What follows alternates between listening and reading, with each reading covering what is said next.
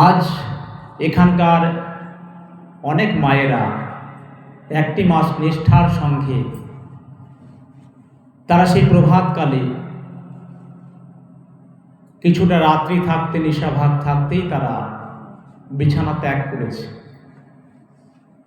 তারা সকলে মিলে কলির যুগের যে মহানাম, জগৎ পাবন মহানাম হরিনাম সংকীর্তন নিয়ে তারা পথে পথে নাম নিজেরা নিয়েছে, অপরকে সেই নাম আস্বাদন করিয়েছে। যারা নিয়েছে তারা অত্যন্ত ভাগ্যবান। যারা পথে হেঁটেছে এই কটা দিন, কারা হেঁটেছে তা আমি জানি। এদের মধ্যে কে আছে যারা রাস্তায় হেঁটে হেঁটে এই নিয়ম, এই দামোদর মাসকে পালন করেছে? কারা আছে? এর মধ্যে কেউ নেই? আচ্ছা, এরা অতীব ভাগ্যবান, অতীব ভাগ্যবতী মা। তাহলে এরা গেছে, এরাই ভাগ্যবান ভাগ্যবতী, আমরা নই। বলছে আপনারাও ভাগ্যবান ভাগ্যবতী, কারণ এরা যখন সুমধুর কণ্ঠে সেই মহাপ্রভুর দেওয়া সেই সংকীর্তন ধ্বনি আপনাদের কর্ণে পৌঁছে দিয়েছে, আর আস্বাদন করা মাত্রই আপনারাও ভাগ্যবতী ভাগ্যবান হয়ে গেছেন। তাই হরিনাম সংকীর্তন যারা বলে, যারা শ্রবণ করায়, যারা শ্রবণ করে, উভয়েই ভাগ্যবান ভাগ্যবতী। কারণ এই কলিতে নাম বিনা কারো গতি হবে না। তাই আমার শ্রীকৃষ্ণ চৈতন্য মহাপ্রভু বলেছেন, হরের নাম হরের নামৈব কেবলম, কলৌ নাস্তেব নাস্তেব নাস্তেব গতি রণ্যথা। কি বললেন? এই কলিযুগে হরিনাম বিনা কারো গতি হবে না, কারো গতি হবে না, কারো গতি হবে না। ওই তাই না? তাহলে কলিযুগে হরিনাম বিনা গতি হবে না কারা বুঝলেন? যারা ভগবান যাদেরকে কৃপা করতে পেরেছে তারা বুঝে গেছে হরিনাম বিনা গতি হবে না। তাই তারা কি করেছে? এক প্রহর রাত্রিকাল থাকতেই বিছানা ত্যাগ করে হরিনাম সংকীর্তন নিয়ে বেরিয়ে পড়েছে, তাই না? কারণ পারের সম্বল একমাত্র হরি, হরিনামক অক্ষর দুটি সংসার ব্যাধির মহৌষধ। বলছি সংসারে দেখুন আমাদের অনেক রোগ শোক ব্যাধি পীড়া টাকা পয়সার সমস্যা আছে। এর মধ্যে কেউ কি বলতে পারবে না যে আমার সম্পূর্ণ সুখে আছে? কেউ কি বলতে পারবে? কলিযুগের মানুষ পৃথিবীতে কেউ সম্পূর্ণ সুখে থাকে না। 16 আনার মধ্যে 15 আনা পূর্ণ হতে পারে, কিন্তু একটি আনা হলেও তার পূর্ণ হবে না। কেন পূর্ণ হবে না? বলছে কলির যুগের মানুষের যদি সম্পূর্ণ পূরণ হয়ে যায় কোনো আশা চাওয়া পাওয়া, তাহলে কি হবে? বলছে তাহলেই তার বিপদ হবে। সম্পূর্ণ যদি চাওয়া পাওয়া পূরণ হয় তবে তার বিপদ হবে। কেন? সম্পূর্ণ চাইলে কি বিপদ হবে? আমি টাকা চাই, গাড়ি চাই, বাড়ি চাই, নারী চাই, কত কিছু চাই, তা চাইলেই আমার পূরণ হলে সেটি আমার বিপদ হবে। কেন? বলছে তাই একটি ছোট্ট দৃষ্টান্তের মধ্য দিয়ে আপনাদেরকে আমি বোঝাতে চাই। দেখুন, দিনটি গ্রীষ্মকাল। গ্রীষ্মকাল মানে কি? গরমকাল। যখন প্রচণ্ড গরম পড়ে, প্রচণ্ড রবির তাপে, তপন তাপে তাপিত হয় সারা পৃথিবী ভূমণ্ডল। তাই সেই তপন তাপে তাপিত হয়েছে এমন সময় একজন জামাই কোথায় যাচ্ছে? শ্বশুর বাড়ি। মন দিয়ে শুনবেন, কথাগুলো মন দিয়ে শুনবেন, প্রত্যেকের কাজে লাগবে। কেন? সব আশা পূরণ হলে আমাদের ক্ষতি সংসার জীবনে, দুঃখ থাকা ভালো। কেন? সেটিকেই বলছি। তা সেই জামাই এখন যাচ্ছে কোথায়? শ্বশুর বাড়ি। তার শ্বশুর বাড়ি যাওয়ার সময় তার হাতে ব্যাগ থাকবে, কারণ শাশুড়ি মায়ের জন্য শাড়ি, আর সবার জন্য মিষ্টি ফল ইত্যাদি তো নিয়ে যেতে হয়। তা জামাই ব্যাগ ভর্তি করে বাজার করেছে, শ্বশুর বাড়ি যাচ্ছে। আগেকার দিনে তো পথ এত সুন্দর ছিল না, এত গাড়ি ঘোড়া রথ ইত্যাদি ছিল না। তখন কি বেশিরভাগ মানুষই পায়ে হেঁটে যেতে হতো, তাই না? কোথায় হয়তো রেল স্টেশন নামিয়ে নিয়েছে, সেখান থেকে তাকে অনেক রাস্তা হেঁটে যেতে হবে শ্বশুর বাড়ি। চয়নি তাই, লক্ষ্যটা একই দিকে থাকবে। লক্ষ্য ভ্রষ্ট হলে হবে না, অন্যত্র তাকালে হবে না।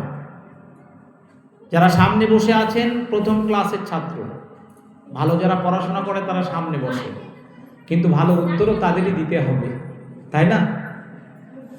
তাই এই ভাগবত কথামৃত আস্বাদনের সময় অন্যত্র কোনো দিকে দৃষ্টি দিলে হবে না। সবার উদ্দেশ্যেই বলছি, আমি এতে খুব কষ্ট পাই, আমার সব ভুল হয়ে যায়, যেটা বলবো মনে করি আর বলা হয় না। তাহলে আপনাদের কৃপায় আমার বলা, কারণ মায়েরা যদি সন্তানকে কৃপা বা আশীর্বাদ না করে, তবে সেই সন্তান কিন্তু কখনোই ভালো জায়গায় কখনো পৌঁছতে পারে না। তাহলে আমি যেখানে ব্যাসাসনে বসেছি, আমি কি আপনাদের সন্তান সম, প্রত্যেকের সন্তান আমি, তাই না? তার সন্তানকে কৃপা আশীর্বাদ কারা করে? মায়েরা করে। তাহলে সকল মায়েদের কাছে আমার একটি কৃপা বা প্রার্থনা, আমি চাই আপনাদের সেই আশীর্বাদ আমি যেন পাই। কেমনভাবে? লক্ষ্যটা শুধু আমার দিকে থাকবে, যে আমার সন্তানটি কি বলছে, আস্বাদনে ব্রতী হয়েছে, সেটিকে আস্বাদন করা, তাতেই আমার কৃপা হয়ে যাবে। আর কোনো আর কথা কেউ বলবেন না। তাহলে জামাই যাচ্ছে শ্বশুর বাড়ি, হাতে তার ভালো মন্দের ব্যাগ, অনেকটা রাস্তা হেঁটে যাচ্ছে। অনেক সময় কি হয়, ভালো রাস্তা দিয়ে ঘুরে গেলে একটু ঘুরে যেতে হয়, আবার কিছুটা রাস্তা আছে জঙ্গলের মধ্যে দিয়ে গেলে একটু সহজ হয়। অনেক সময় কি করি, সময় সাপেক্ষে আমাদের সোজা পথ ধরতে হয়, তাই না? তা জামাই কি করেছে, একটি জঙ্গলের পথ দিয়ে গমন করেছে। দিনটি গরমকাল, একটি বিশাল বৃক্ষের নিচে গিয়ে যখনই দাঁড়িয়েছে, অত্যন্ত ঠান্ডা অনুভব এসেছে, শরীরে তার শান্তি এসেছে। সে সেখানে বলছে দাঁড়িয়ে দাঁড়িয়ে, ওহো কি শান্তির জায়গা, এখানে যদি একটু বিছানা পেতাম তাহলে কি করতাম, তাহলে একটু বিশ্রাম নিতাম। তাহলে একটি বিছানা পেয়েছে, আর বিছানা পাওয়া মাত্র সেই বিছানার উপর সেই জামাই বসেছে। তাহলে একটি আশা পূরণ হলো। জামাই যখনই বসেছে, বসবা মাত্র একটু শান্তি পেয়েছে, বলছে এখন যদি এক গ্লাস ঠান্ডা জল পেতাম তাহলে আরো নাকি ভালো হতো। তার সঙ্গে সঙ্গে এক গ্লাস ঠান্ডা জল একজন নিয়ে এসে তাকে ধরেছে। সে ঠান্ডা জল গরমের সময় পেয়ে মনের স্বাদে সেবা করেছে। সেবা করবার পর তার অন্তরে অনেক তৃপ্তি এসেছে, তখন বলছে আহা কি ভালোই না লাগলো, তা সুন্দর বিছানা পেলাম, সেবার জল পেলাম, ওহো এখন যদি আমি একটু শয়ন করতাম, কিছু একটু বালিশ বিছানা একটু ভালো দিত। সঙ্গে সঙ্গে একটি নরম বিছানা বালিশ এসে উপস্থিত হয়েছে। তার আরেকটি আশা পূরণ হলো।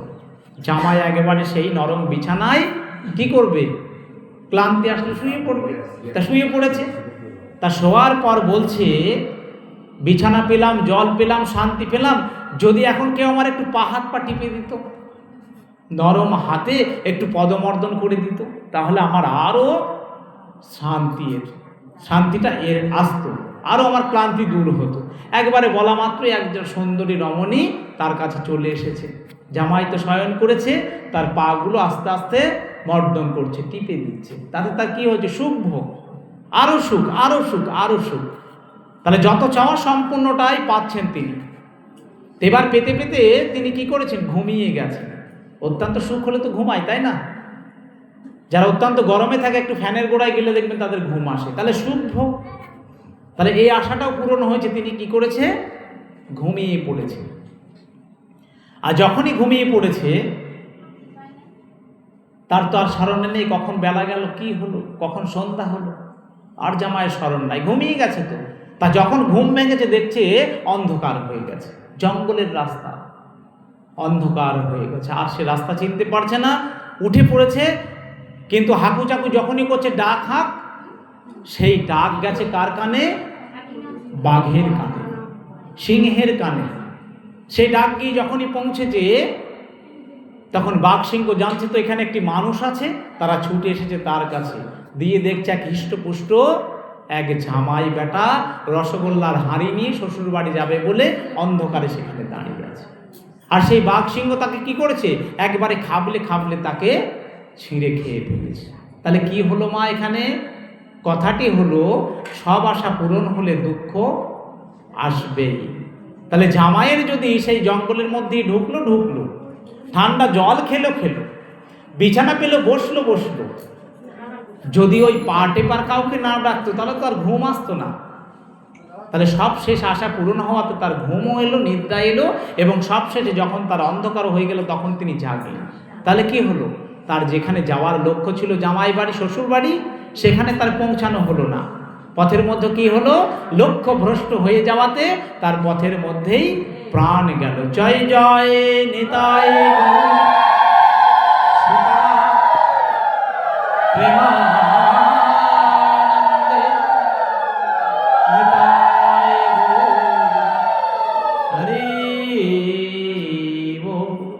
তাহলে কি হলো? সব আশা কলিযুগের মানুষের যদি পূরণ হয়, সবশেষে বাঘের পেটে যাওয়ার মতোই বিপদ হবে। কিন্তু লক্ষ্য কি? লক্ষ্য হচ্ছে ঈশ্বর সেবা, লক্ষ্য গুরুচরণ প্রাপ্ত হওয়া, লক্ষ্য অন্তে ভগবত চরণ প্রাপ্তি হওয়া, তাই না? কিন্তু আমরা পথের মধ্যে এসে সংসারের সুখ সব কিছু যখন একে একে পেয়ে গেছি, তখন যেখানে আমাদের যাওয়ার কথা, যে লক্ষ্যে পৌঁছানোর কথা, সেটিকেই আমরা ভুলে গেছি। আর ভুলে পথের মধ্যে শান্তি লাভ করে মৃত্যু পর্যন্ত হয়ে গেল। তা আমরাও এসেছি এই যুগে, সকলে এসেছি ঈশ্বর ভজনের জন্য। আমাদের যে প্রাণ, সুন্দর প্রাণ আমরা পেয়েছি, সুন্দর জীবন পেয়েছি, কেন? সুন্দর এই মনুষ্য শরীর পেয়েছি কেন? বলছে এই শরীরটিকে দুর্লভ বলা হয়, এই শরীরটিকে দুর্মূল্য বলা হয়, দুষ্প্রাপ্য বলা হয়। কারণ এই দেহকে, মানুষ দেহকে সহজে লাভ করা যায় না, তাই সে দুর্লভ। সহজে প্রাপ্য করা যায় না বলেই সেটি দুষ্প্রাপ্য। তাহলে আমরা সেই দুর্লভ মনুষ্য জীবন লাভ করেছি। সেই জীবনের কর্তব্য কি? সেই জীবনের কর্তব্য হচ্ছে ঈশ্বর সেবা, ভক্তঙ্গের অনুষ্ঠান করা, বৈষ্ণব সেবা দেওয়া। তাহলে মনুষ্য জীবন, শরীর সব পেয়েছি ঠিক আছে, কিন্তু আমাদের শুধু একাগ্র চিত্তে ঈশ্বরকে সেবা, যত্ন, তার আরাধনা, তার সংকীর্তন ইত্যাদি করতে হবে। কিন্তু পথের মধ্যে সব সুখের খবর এসে সবটাই ভুলে গেলাম, আর সবশেষে জীবনের অন্তে এমনিভাবেই আমাদের মৃত্যু হয়ে গেল। তাহলে এটি আমাদের জীবন নয়। আমাদের মনুষ্য জীবনটিই হচ্ছে ভগবানকে ভজন করা, ঈশ্বরের চাওয়া পাওয়া। ঈশ্বরের কিসে ভালো, ঈশ্বরকে সাজালে কিসে ভালো লাগবে, ঈশ্বর কি খেতে ভালোবাসে। প্রত্যেকের বাড়িতেই তো গোবিন্দ আছে, কারোর বাড়িতে বা গোবিন্দ, কারো বা গোপাল আছে, তো কারো বা গৌর নিতাই। তা একই গোবিন্দ আমার বিভিন্ন রূপে বাড়িতে বাড়িতে বিরাজ করছে, কিন্তু সেই গোবিন্দের কথা চিন্তা করি না, কিন্তু আমার বাবার কথা চিন্তা করি, মায়ের কথা চিন্তা করি। আমার বাড়িতে ছোট ছেলেটি আছে, মেয়েটি আছে, তার কথা চিন্তা করে বাজার থেকে অনেক খাবার, অনেক মিষ্টি দ্রব্য নিয়ে আসি। কিন্তু আমার বাড়িতে যে ছোট্ট গোপাল, ছোট্ট গোবিন্দ, আমার যে গৌর নিতাই তারা রয়েছে, তাদের কথা বাজারে গিয়ে কখনো মনে পড়ে না। কেন? বলছে যে সব দিয়েছে তার কথাই ভুলে গেছি। যে জগতের মালিক তাকেই কিছু না দিয়ে খাই আমরা, তাই না? তাই আমাদের কি বলা হয়? যারা ভগবানকে সেবা দিয়ে নিজে খায় তাদেরকে চৌর্যবৃত্তি অবলম্বন করা বলা হয়। তারা চুরি করে খায়। অনেক সময় যারা ভক্ত তারা দেখবেন অন্তত গোবিন্দ প্রসাদটা নেওয়ার সময়, বাড়িতে অন্ন পারস পেরেছে তার জন্য, অন্তত বলার সময় হরে কৃষ্ণ বলেও প্রণাম করে প্রসাদটা গ্রহণ করে। কৃষ্ণ বলা মাত্রই হরে কৃষ্ণ, তার সেই অন্নটা প্রসাদে রূপান্তরিত হয়ে গেল, তাই না? প্রণাম করে তবে সে সেবা করে, তবে গোবিন্দকে কিছুটা অংশ দেওয়া হলো, তার নামে নিবেদনটা করা হলো। আর আমরা কি করি? অনেকে প্রসাদ সেবা করি না, আমরা অনেকে ভাত খাই। দেখুন, খাওয়া আর প্রসাদ গ্রহণ করা এক বস্তু নয়। প্রসাদ কারা গ্রহণ করে? যারা সেবা করে, প্রণাম করে ভগবান প্রসাদ নেয়, তাদের হচ্ছে সেবা করা, গ্রহণ করা। আর বেশিরভাগ আমরা কি করি? আমরা খাই, কি করি? পেট ভরানোর জন্য, তাই না? আমরা অন্ন খাই না, অন্ন সেবা করি না, আমরা ভাত খাই। তাহলে খাওয়া আর সেবার মধ্যে ব্যাপারটা একই, কিন্তু তার মধ্যেও পার্থক্য রয়েছে। বলছে আমরা দর্শন করি, আর কেউ বলছে আমরা দর্শন করি না, আমরা দেখি। আমরা বৃন্দাবনে যাই, চলো আমরা ট্যুরে যাই। আমরা অনেক বন্ধু বান্ধবী আত্মীয় স্বজনকে বলি না, বৃন্দাবনে আমরা ট্যুরে যাচ্ছি। ওটা ট্যুর নয়, ওটা ভ্রমণ নয়, ওটা কি? বৃন্দাবন দর্শনে। বৃন্দাবন দর্শনের জায়গা, নবদ্বীপ দর্শনের জায়গা, অনুভূতির জায়গা। আমার ভগবান গোবিন্দ কোথায় কি করেছে সেই অনুভূতিটাকে পাবার জায়গা। কিন্তু আমরা সেটা কি বলি? আমরা দেখে আসলাম, দর্শন করে নয়, দেখে আসলাম। তাহলে আমাদের বলার মধ্যে, চলার মধ্যে অনেক ভুল ভ্রান্তি রয়েছে, তাই না? তাহলে বলবো কি শুদ্ধ, সেবা করব কি শুদ্ধ, তাহলে গোবিন্দের আমরা প্রসাদ পেতে পারি। আর গোবিন্দ প্রসাদ যারা পায় প্রত্যাহ দিন, তাদের দেখবেন শরীরটা, মনটা সুস্থ থাকে। শরীরে যাই হোক, মনটা সুস্থ থাকে। কারণ আমার গুরুদেব বলতেন যে মা, যখন বাড়িতে রন্ধনটি করবে, তুমি বাড়িতে যখন তোমার হাঁড়িতে জলটা ঢালছো, তখনও বলবে হরে কৃষ্ণ। যখন তুমি চালটা ধুয়ে দেবে, তখনও বলবে হরে কৃষ্ণ। যখন তুমি উনানে আগুনটি জ্বালাবে, তখনও বলবে হরে কৃষ্ণ। যখন তুমি সেই খাবারটিকে থালাতে বাড়বে, পারস করবে, তখনও বলবে হরে কৃষ্ণ। আর যখন তোমার স্বামী, সন্তান, পুত্র, তুমি যখন সেই অন্নটি গ্রহণ করবে, তখনও বলবে হরে কৃষ্ণ। তাহলে দেখবেন আপনার খাবারের স্বাদ পরিবর্তন হয়ে গেছে। আপনার খাবারটি ভাত নয়, সেটি কি হয়েছে? অন্নপ্রসাদ।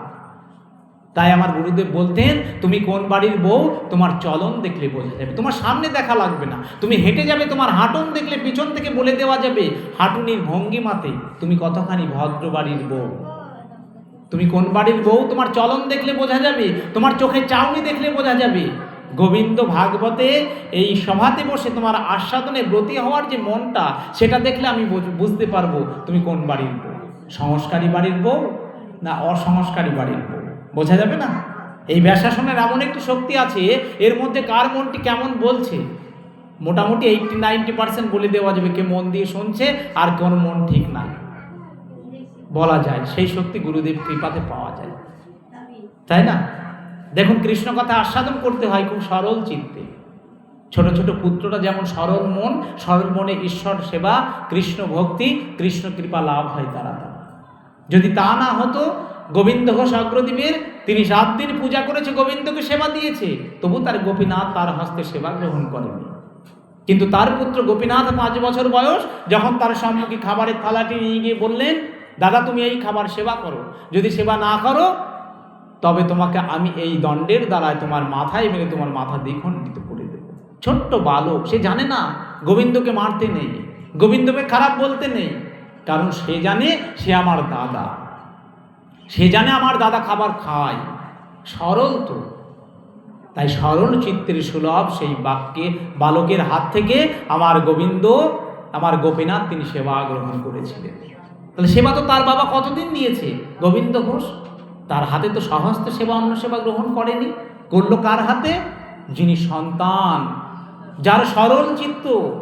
তাই বালকের মতো যাদের মনটি হবে, এই ভাগবত কথা আস্বাদন বলুন আর কৃষ্ণ ভক্তির পথে অগ্রসর হওয়াই বলুন, যতক্ষণ আপনার বালকের মতো মনটি না হবে ততক্ষণ আপনার কৃষ্ণ কৃপা হবে না। বলছে কেন? বলছে আপনার ঘরেরই বালক আপনার পাশের বাড়িতে অশান্তি হয়েছে আপনার সঙ্গে, দেখবেন সে কোনো বাঘ মানে না, তাই না? সে ছুটে চলে যায় তাদের বাড়ি ওই ছোট্ট মেয়েটির সঙ্গে খেলা করতে, কারণ সে বোঝে না ঝগড়া কাকে বলে, গণ্ডগোল কাকে বলে, হিংসা কাকে বলে। সে ছুটে চলে যায়, কিন্তু আপনি তাকে বাধা দেন, এই যাবি না, ওর বাড়ির সঙ্গে আমাদের গণ্ডগোল হয়েছে, তাই না? তাহলে সেই বালকটি সরল চিত্ত, সাই সে বোঝে না, ছুটে চলে যায়। তেমনি গোবিন্দ সেবাও যারা করবে তাদেরও মনটা ওই রকম সরল হতে হবে। কেন? বলছে লালাবাবু, জগৎ শেঠ তারা অনেকদিন মামলায় জড়িয়েছিলেন, কিন্তু সবশেষে যখন তারা কৃষ্ণ ভক্তির পথে একজন অগ্রসর হলেন, গুরুদেবের কাছে যখন দীক্ষা নিতে গিয়েছিলেন, গুরুদেব বললেন সব থেকে তোমার কার সঙ্গে দ্বন্দ্ব বেশি? এই পৃথিবীর মধ্যে কার সঙ্গে তোমার দ্বন্দ্ব বেশি আছে? তিনি কি বলেছিলেন? লালাবাবু বললেন আমার জগৎ শেঠের সঙ্গে সব থেকে দ্বন্দ্ব বেশি, তাই না? তার সঙ্গে আমার অনেক দিনের মামলা মকদ্দমা চলছে, সে আমার বড় শত্রু। বলছে তাই? বলছে তুমি গুরু দীক্ষা নেবে, কিন্তু তার আগে তোমাকে একটু কর্ম করতে হবে। কি বাবা, কি করতে হবে দীক্ষা পাওয়ার আগে? বলছে যে তোমার সব থেকে বড় শত্রু, তার বাড়ির দরজা থেকে তোমাকে তার হাতে কিছু ভিক্ষা নিতে হবে, তার হাত থেকে ভিক্ষা নিতে হবে। কারণ তোমার মন যতক্ষণ শুদ্ধ না হবে তুমি তার বাড়িতে ভিক্ষা করতে যেতে পারবে না।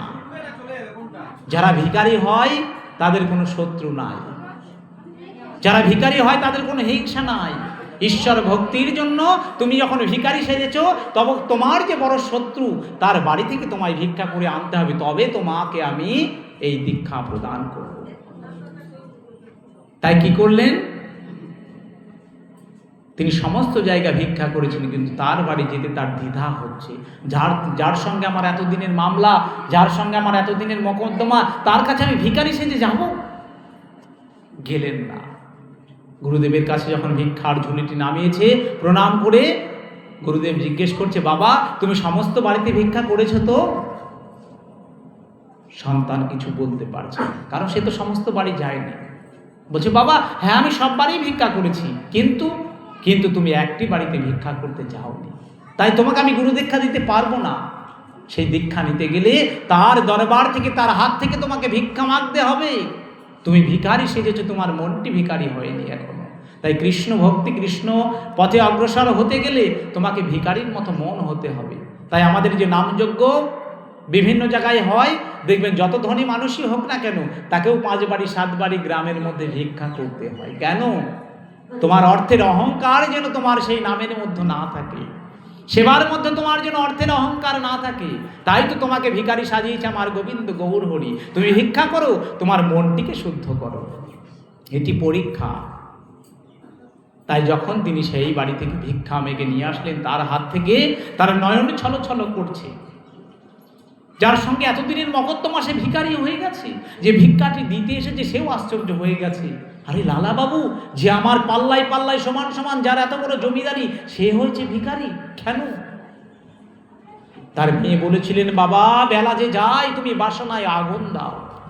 আমাদের জীবনের বেলাও অতিক্রান্ত হয়ে গেছে। আমরা যদি 60 বছর বাঁচি, কারো বা 30, কারো বা 50, কারো বা 55 হয়ে গেছে, তাহলে বাঁচবো কতদিন? বাবা বেলা যে যায়। এই জীবন সূর্য আর আমাদের পৃথিবীর সূর্য যখন পশ্চিম কূলে ঢুলে পড়ে, তার কিছুক্ষণ পরেই কিন্তু অন্ধকার আসে। তাই জীবন সূর্য যখনই তোমার জীবন থেকে ঢুলে পড়বে, জীবনেও তোমার অন্ধকার চলে আসবে। আর তুমি চেষ্টা করলেও একবার হা কৃষ্ণ হা গোবিন্দ বলে তুমি ডাকতে পারবে। তাহলে হা কৃষ্ণ হা গোবিন্দ বলার কখন সময়? যখন তোমার জীবন সূর্য আছে, তোমার জীবনে চলবার ক্ষমতা আছে, তাই না?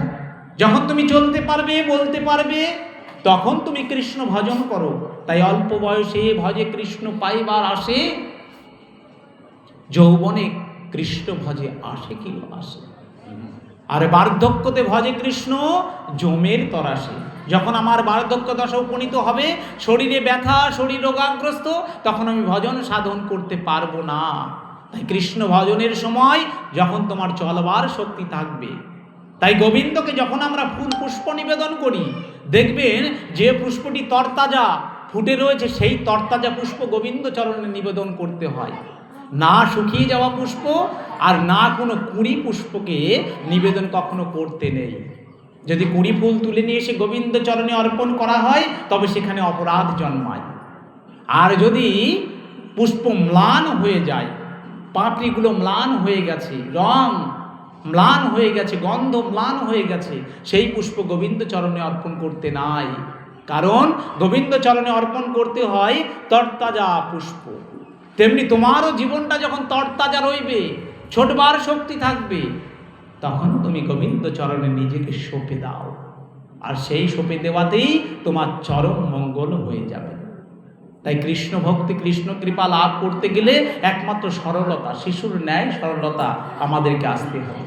তাই যে কৃষ্ণ ভক্তি মায়েরা এতদিন পর্যন্ত 1টি মাস, এই দামোদর ব্রতের দামবন্ধন যে মাস, দামোদর মাস, সেই মাসে যারা কৃষ্ণ নাম চারিদিকে ছড়িয়েছে, মুখরিত করেছে এই গ্রামকে, এই রাস্তাগুলোকে, প্রত্যন্তর বাড়িগুলোকে, কৃষ্ণ নাম তাদের কর্ণে কর্ণে পৌঁছে দিয়েছে। অনেকে বিছানা ত্যাগ করেনি, কিন্তু তাদের মুখ নিঃসৃত নামকে আস্বাদন করেছে। এই মাসটি অত্যন্ত গুরুত্বপূর্ণ একটি মাস। যারা করেছে তারা তো ভালো করেছে, যারা শুনেছে তারাও খুব ভালো, আর যারা আজকে আস্বাদন করছে সেই দামবন্ধন লীলা আস্বাদনে ব্রতী হব, যারা আজকেও আস্বাদন করবে তারাও অত্যন্ত ভাগ্যবতী হয়ে যাবে আস্বাদনের সঙ্গে সঙ্গে। দেখুন আমাদের মাস কটি? বছরে মাস কটি? 12টি। 12টি মাসের মধ্যে 3টি মাস শ্রেষ্ঠ। 3টি মাস শ্রেষ্ঠ কি কি? এক হচ্ছে বৈশাখ, এক হচ্ছে মার্গশীর্ষ মাঘ, আর এক হচ্ছে কার্তিক বা দামোদর মাস। সমস্ত যে পুরাণ রয়েছে 18টি পুরাণ, 18টি পুরাণের মধ্যে সর্বশ্রেষ্ঠ কোনটি? ভাগবত মহাপুরাণ। পৃথিবীতে অনেক নদী রয়েছে, তার মধ্যে সর্বশ্রেষ্ঠ নদী কোনটি? কে পারবে বলতে? সর্বশ্রেষ্ঠ নদী গঙ্গা। তাহলে পৃথিবীতে কত নদী রয়েছে, তার মধ্যে সর্বশ্রেষ্ঠ গঙ্গা। তাহলে পুরাণের মধ্যে যেমন ভাগবত মহাপুরাণ শ্রেষ্ঠ, সমস্ত নদীর মধ্যে তেমনি গঙ্গা নদী শ্রেষ্ঠ। আর সমস্ত মাসের মধ্যে আবার 3টি মাস শ্রেষ্ঠ, 3টি মাসের মধ্যে আবার 1টি মাস শ্রেষ্ঠ। সেটি কি? এই কার্তিক বা দামোদর মাস। নিতাই গৌর প্রেমানন্দে।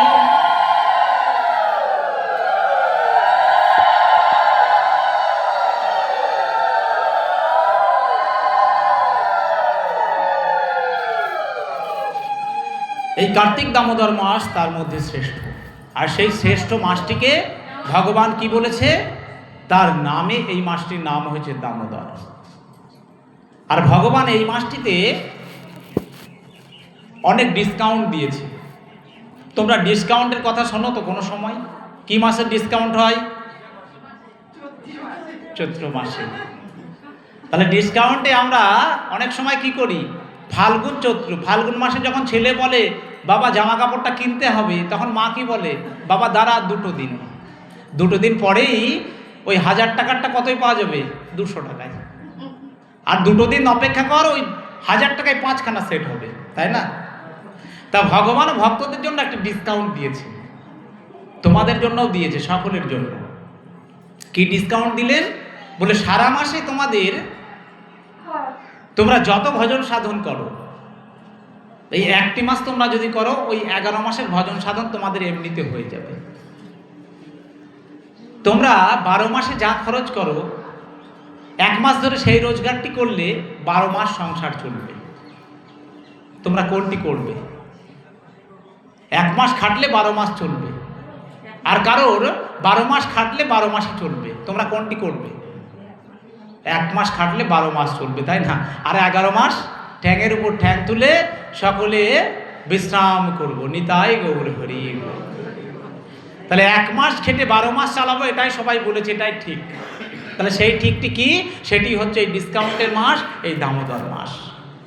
এই মাসে যদি একবার কৃষ্ণ বলা যায়, তবে কত গুণ ফল লাভ হয়? 1000 গুণ, তাই না? একবার হরে কৃষ্ণ বললে 1000 বার হরে কৃষ্ণ বলার সমফল লাভ হয়ে যায়।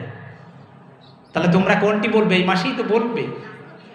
তাহলে যারা 1 মাস এই দামোদর ব্রতকে পালন করে 1 মাস হরি সংকীর্তন করেছে, তাদের 1000 গুণ হলে কত হবে? 30 × 1000। তাহলে 30,000 বার তাদের এই হরে কৃষ্ণ নাম করার প্রভাতে ফল লাভ হয়ে যাবে। তাহলে এখানে কি দেখা গেল? এই ডিসকাউন্টের মাসে যারা হরি সংকীর্তন করেছে, তাদের গোবিন্দ 1000 কৃপা বেশি প্রদান করে, প্রত্যেকটির জন্য 1000 বেশি। ঠিক তেমনিভাবেই এই মাসটিতে 5টি কাজ বিশেষভাবে করণীয়। এক হচ্ছে রাত্রি জাগরণ। তাহলে প্রভাতে যদি সংকীর্তন করতে যায়, তাহলে রাত্রি জাগরণ হয়ে যাচ্ছে, তাই না? রাত্রি জাগরণ, স্নান,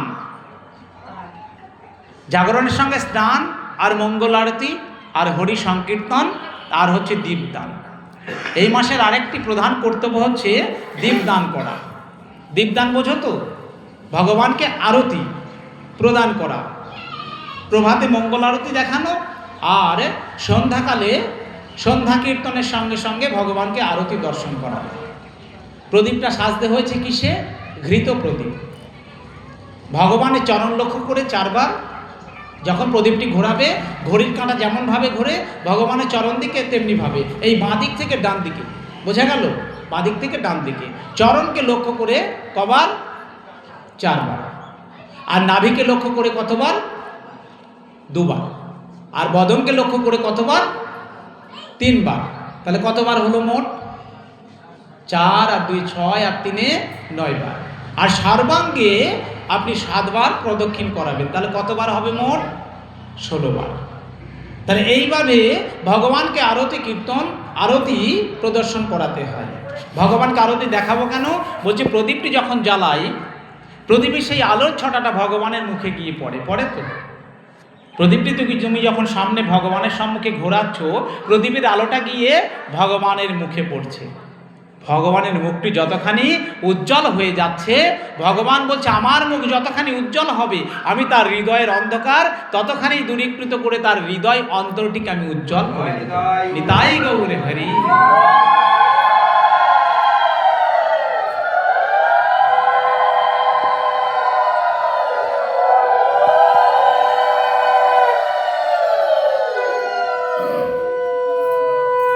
এই ভগবানকে যারা যতখানি দীপ প্রদান করবে, দীপ দর্শন করাবে, ভগবানের মুখে যতখানি আপনার আলোর প্রদীপের ছটা পড়বে ততক্ষণে আপনার হৃদয়ের অন্ধকার আমার ভগবান দূরীকৃত করে দেবে। তাহলে এটি একটি সুন্দর ব্যবস্থা রয়েছে, তাই না? তাহলে এর সঙ্গে সঙ্গে আকাশ দ্বীপের কথাও রয়েছে। কার্তিক মাসটা পুরো, দামোদর মাসটা আকাশ দ্বীপ দর্শন করাতে হয়। ভগবানকে আরতি করিয়ে সেটিকে তুলসীকে দ্বীপ দান করতে পারেন। এবার বলতে পারেন যে ভগবানের ঘরে যে মন্দির, সেখানে শুধু আমার গোবিন্দই নেই, সেখানে রাধারানী রয়েছে, নিতাই গৌর রয়েছে, অন্যান্য অনেক দেবদেবী রয়েছে। সেখানে একটা মন্দিরে অনেকেই থাকে, তাই তো?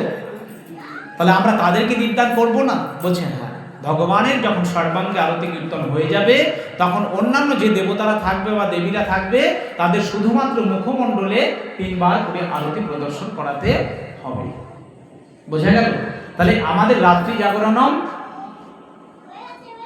মঙ্গল আরতি কীর্তনম, মঙ্গল আরতি দর্শন, সংকীর্তনম, সংকীর্তন প্রভাতে, আর কি, আর হচ্ছে দীপদান। এই যে 5টি জিনিস, এই 5টিকে কার্তিক দামোদর মাসে করতেই হবে। আর করলে অনেক অনেক অনেক কৃপা লাভ হয়ে যাবে। কেউ যদি দীপদান নাও করে, ধরুন এখানে 100 জন মা আছে, এর মধ্যে সব মায়েরাই দীপদান করেনি, সবাই প্রদীপ নিয়ে আসেনি, এর মধ্যে হয়তো 5 জন কি 10 জন এনেছে। প্রদীপটা যদি নিভে যাচ্ছে এমন একটি ভাব, কোনো মা যদি প্রদীপের সত্যিটিকে আগিয়েও দেয় তবেও তার সেই দীপদানের সমফল লাভ হয়ে যাবে। এর একটি সুন্দর একটি ছোট্ট কাহিনী রয়েছে। ঘৃত প্রদীপ যখন সেই দামোদর মাসে জ্বালানো হয়েছে, এমন সময় ভগবানের সম্মুখে সেই ঘৃত প্রদীপটা জ্বলছে টিম টিম করে। আর এমন সময় ইঁদুর ছানা সে কি করেছে, সেই প্রদীপের কাছে এসেছে। তো এসে সে ঘিয়ের গন্ধে কাছে এসেছে, ভাবছে ওটা কি খাবে। তা যখন সে আগুনের উপরে মুখ দিয়েছে দপ করে, আর আগুনে তার ছ্যাঁকা লেগেছে, আর মুখের ঠেলাতে দীপটা টিমটিম করে জ্বলছিল, মুখের ছ্যাঁকাতে তার মুখের ঠেলাতে প্রদীপের সত্যটা একটু সামনের দিকে আগে গেছে। আর কি হয়েছে, প্রদীপটা দপ করে চলে গিয়েছে। যেটি নিভে যাচ্ছিল সেটি চলে গিয়েছে। এমনি ভাবে তার কিছুদিন পর সেই ইঁদুরটির মৃত্যু হয়ে গেল। আর মৃত্যুর পরে সে একটি বিশাল ফল লাভ করলো। ভগবানের কাছে যখন তার সেই ফলের ঝুড়ি নিয়ে গেলেন, সে ধর্ম যে রাজ, তিনি সমস্ত সারা জন্মে কোনো পুণ্যকর্ম করেন, কিন্তু একটি পুণ্যকর্মের ফলে সে একটি জন্মে তিনি মহারাজের একটি রানী হয়ে গেলেন। তা তিনি জিজ্ঞেস করছেন, আমি রানী হলাম কি প্রকারে? তখন তার থেকে যে পূর্বের দৃষ্টান্ত সব বলতে পারে, সে তখন বলছে, পূর্বে তুমি একটি ইঁদুরই ছিলে, একটি ইঁদুরই ছিলে তুমি, একটি ঘৃত প্রদীপ জ্বলছিল, সেটিকে তুমি খাবে বলে গিয়ে শুধু তোমার মুখের ঠেলাতে প্রদীপটি জ্বলে উঠেছিল। আর সেটি ছিল দামোদর মাস। সেই দামোদর মাসে দীপটি যখনই জ্বলে উঠেছে, আর গোবিন্দ তোমাকে অনেক অনেক কৃপা দিয়ে দিয়েছে, তাই একটু প্রদীপ অন্যজনা জ্বালিয়েছে, তুমি জ্বালাবে ভুলেও যাওনি, কিন্তু তোমার মুখের ঠেলাতে জ্বালাই জ্বলে গেছে বলে তাই তোমার এত কৃপা। তাই তুমি একটি জনম রানী, রাজা রানী হয়ে তিনি পৃথিবীতে। তাহলে যারা প্রকৃতপক্ষে প্রদীপ জ্বালিয়েছে তারা কত জনম রানী হবে? আপনারা সবাই সামনে দিনে সবাই রাজা রানী হয়ে যাবে। শুধু রানী কি যারা রাজা হয় তাদের স্ত্রী হলে রানী হওয়া যায়? বলছে না, সংসারে আপনার স্বামী রাজা, আপনি সেই সংসারের রানী, যদি সেই সংসারটিকে সকলকে প্রজার মতো ভালোবাসতে পারেন, তাই না? সকলকে ভালোবাসতে শিখতে হবে, আর ভালোবাসলেই আপনি রানী হয়ে যাবেন।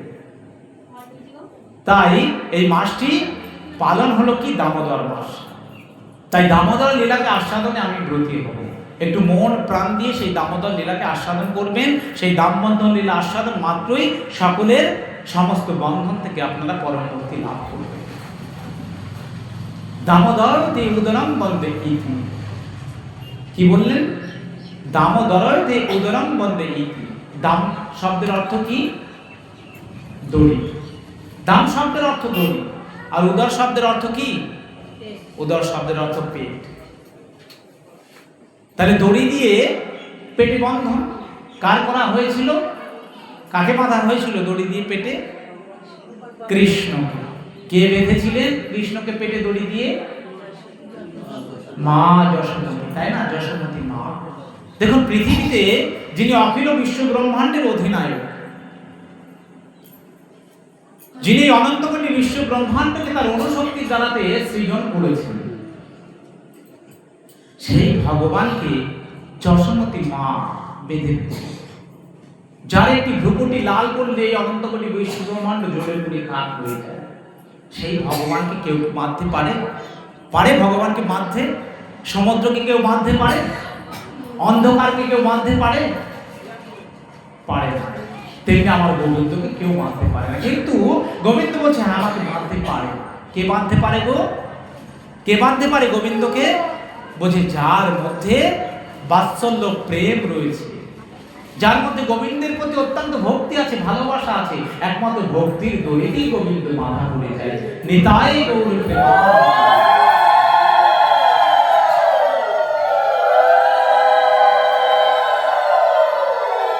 একমাত্র ভক্তির দোলেতে আমার গোবিন্দ বাঁধা পড়ে যায়।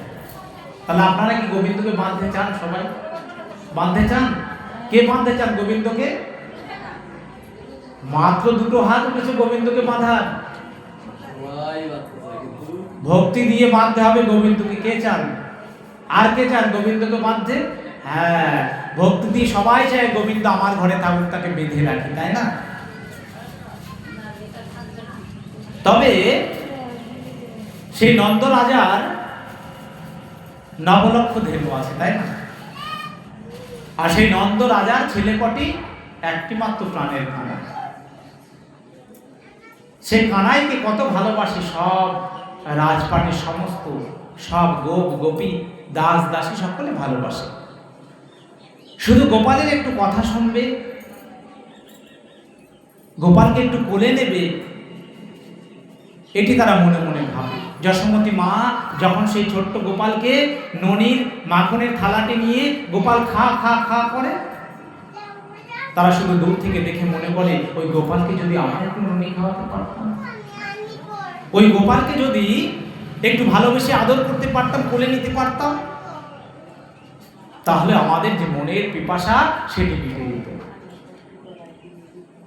আমার অন্তর্যামী গোবিন্দ তিনি কানাই রূপে এসেছেন বটে, কিন্তু অন্তরের কথা তো তার সবার কথাই তিনি শুনতে পান, তাই না? অন্তরের সমস্ত কথাই তিনি শুনতে পান।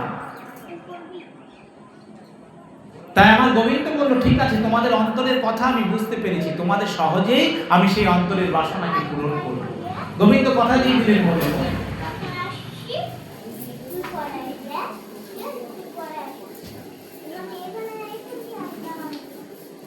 গোবিন্দ শুনতে পেলেন তাদের অন্তরের কথা, আর তিনি সকলকে কি বললেন?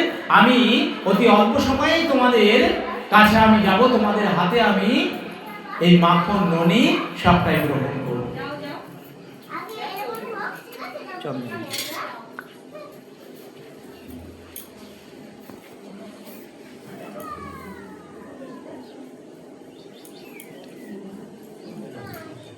জয় জয় নিতাই গৌর সীতানাথ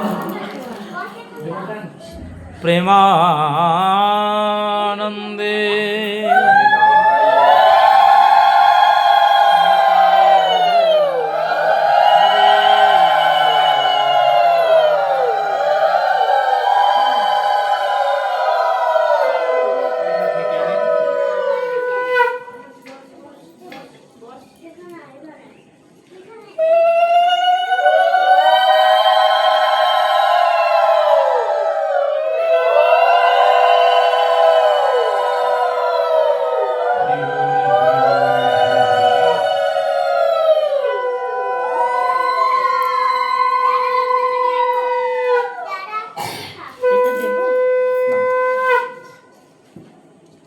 গোবিন্দ সকলের অন্তরের কথা বুঝতে পেরে সকলকে বললেন আমি তোমাদের কাছে খুব শীঘ্র যাব এবং তোমাদের হাতে আমি সেবা। একটু একটু করে আমার গোবিন্দ যখন ছোট বড় হয়েছে কানাইয়া, তখন সে কি করেছে, নিজের বাড়ি থেকেও তো একটু সন্তানরা বড় হলে তারা কি করে, একটু বাড়ির বাইরে আসে, তাই না? তা বাড়ির বাইরে যখন এসেছে তখন সেই গোপী সেই সখীরা তখন আমার কানাইকে ডাকছে, কানাই আজা আজা। কানাই ঘাড় নেড়ে বলছে মুহু মাইয়া মারেগি, যদি আমি তোমাদের কাছে যাই তবে আমার মা মারবে, আমি যাব না। তো কানাইকে লোভ দেখিয়ে বলছে, কানাই তুমি যদি আমাদের কাছে আসো তাহলে আমরা তোমাকে কি দেব? মাখন খাওয়াবো, আমরা তোমাকে ননি খাওয়াবো। আর গোপাল মাখনের কথা, ননির কথা শুনে ছুটতে তাদের কাছে চলে গেছে। কেন? ছোট ছোট ছেলে মেয়েদের অনেক টাকা দিলে দেখবেন ভালোবাসে। তারা কি ভালোবাসে? তারা 1 টাকার ক্যাডবেরি দেবেন 5 টাকা, 1 টাকার ললিপপ দেখবেন আপনার কোলে চলে যাবে, তাই না? তা কানাইও তেমনি এতক্ষণ যায়নি, যখনই তাকে মাখনের কথা বলেছে, ননির কথা বলেছে, গোপাল ছুটে তাদের কাছে চলে গেছে। আর গোপালকে পেয়ে তারা তো কখনো গোপালকে কোলে নিতে পারে না, রাজার সন্তান, সে কেউ কোলে নিতে পারে? তাদের কাছে যখন গেছে তারা একেবারে ঘরে দরজা দিয়ে গোপালকে কত কোলে নিয়ে, কত চুম্বন, কত তাকে গাবলু গুবলু ভাবে আস্বাদন করছে, কত তাদের মন ভরে যাচ্ছে। আর গোপালকে বসিয়ে কোলের উপরে তাকে একটু একটু করে মাখন ননি সেবা করাচ্ছে। গোপালও পরমানন্দে ভক্তের হাতে সেই মাখন ননি সেবা করছে। যে গোপাল সেই মাখনের জন্য প্রত্যেক দিন তার চল হয়ে গেল মায়ের কাছ থেকে ফাঁকি দিয়ে সখীদের ঘরে চলে যাওয়া। আর সখীরা একটু একটু করে ননি খাওয়ায়। খেতে খেতে গোপাল একদিন বলছে, আরে সখী, তোরা যে একটু একটু করে ননি খাওয়াচ্ছিস, এই একটু একটু ননি খাওয়ালে কি আমার পেট ভরে? একটু একটু ননি খাওয়ালে আমার পেট ভরে না, তোরা আমাকে আরো একটু বেশি করে ননি খাওয়া। তো বলছে বেশি করে ননি খাওয়াবো, তো বেশি করে ননি খেতে গেলে তোকে একটু কাজ করতে হবে গোপাল। তা বলছে আমাকে কাজ করতে হবে, তো কি কাজ করতে হবে রে? বলছে ওই দেখছিস গোবরের গাদা, ওই গোবরের গাদা থেকে গোবর নিয়ে তোকে ওই পাঁচিলে ঘুঁটে দিতে হবে। তা গোপাল বলছে, আরে আমি হচ্ছে নন্দরায়ের ছেলে, আমার বাবার ঘরে নবলক্ষ ধেনু, কত দাস দাসী গোপ গোপী তারা কত কাজ করে, আমাকে তো কেউ কাজের কথা বলে না, তারা তো সকলেই আমাকে আদর করে। আর তোদের ঘরে একটু ননি খেতে এসেছি, তার জন্য তোরা বলছিস আমাকে ঘুঁটে দিতে হবে। জানিস সখী, তোদের ঘরে ননি মাখন অত্যন্ত স্বাদ, তাই তোদের ওই মাখন ননির এত স্বাদ, ওটি খাবার জন্য আমাকে যদি ঘুঁটে দিতে হয় আমি ঘুঁটেও দেব। আমার গোবিন্দ বলছে আমি ঘুঁটেও, গোবরের ঘুঁটেও দেব। এখন সব মায়েরা কিন্তু ঘুঁটে দেয় না, তাই না? বলে গোবর হাতে লেগে যায়, ঘুঁটে দেয় না। কিন্তু যিনি অনাদিরাদি গোবিন্দ, তিনিও ঘুঁটে দিয়েছেন। তা গোপাল ঘুঁটে দিতে গেছে দেওয়ালে। একবার যখন ঘুঁটে দিয়ে সখীদের কাছে এসেছি, সখী আমাকে ননি খাওয়া, আমি ঘুঁটে দিয়ে এসেছি। তো কটা ঘুঁটে দিয়েছিস? সে বলছে কেন একটা? তো একবার খাইয়েছি গোপাল। তা বলছে একবার খাওয়ালে কি হয়, তুই যে একবার ঘুঁটে দিয়েছিস ওর জন্য তোকে একবার দিয়েছি, তুই আরো বেশি ঘুঁটে দে। তা গোপালকে এবার 4টি ঘুঁটে দিয়েছে, তো 4বার খাইয়েছে গোপালকে। তা বলছে আরো বেশি করে খাওয়া সখী, এতে আমার পেট ভরে না এখন। তো বলছে বেশি করে খেতে গেলে আরো তোকে বেশি ঘুঁটে দিতে হবে। তা গোপাল কি করেছে? তিনি তো অত্যন্ত চালাক। আমরা চালাকি করি আর অনন্ত কোটি বিশ্ব ব্রহ্মাণ্ডের অধিনায়ক ছোট্ট গোপাল রূপে এসেছে বৃন্দাবন, সেই গোপাল আমাদের চালাকি ধরে ফেলে, তাই না? তা সবার চালাকি এবার ভাঙবে। তা গোপাল গোবরের গাদার কাছে গেছে, সখীদের অগোচরে সে ঘুঁটে না দিয়ে কি করেছে? একবার ঘুঁটে দিলে একবার খাবার দেবে।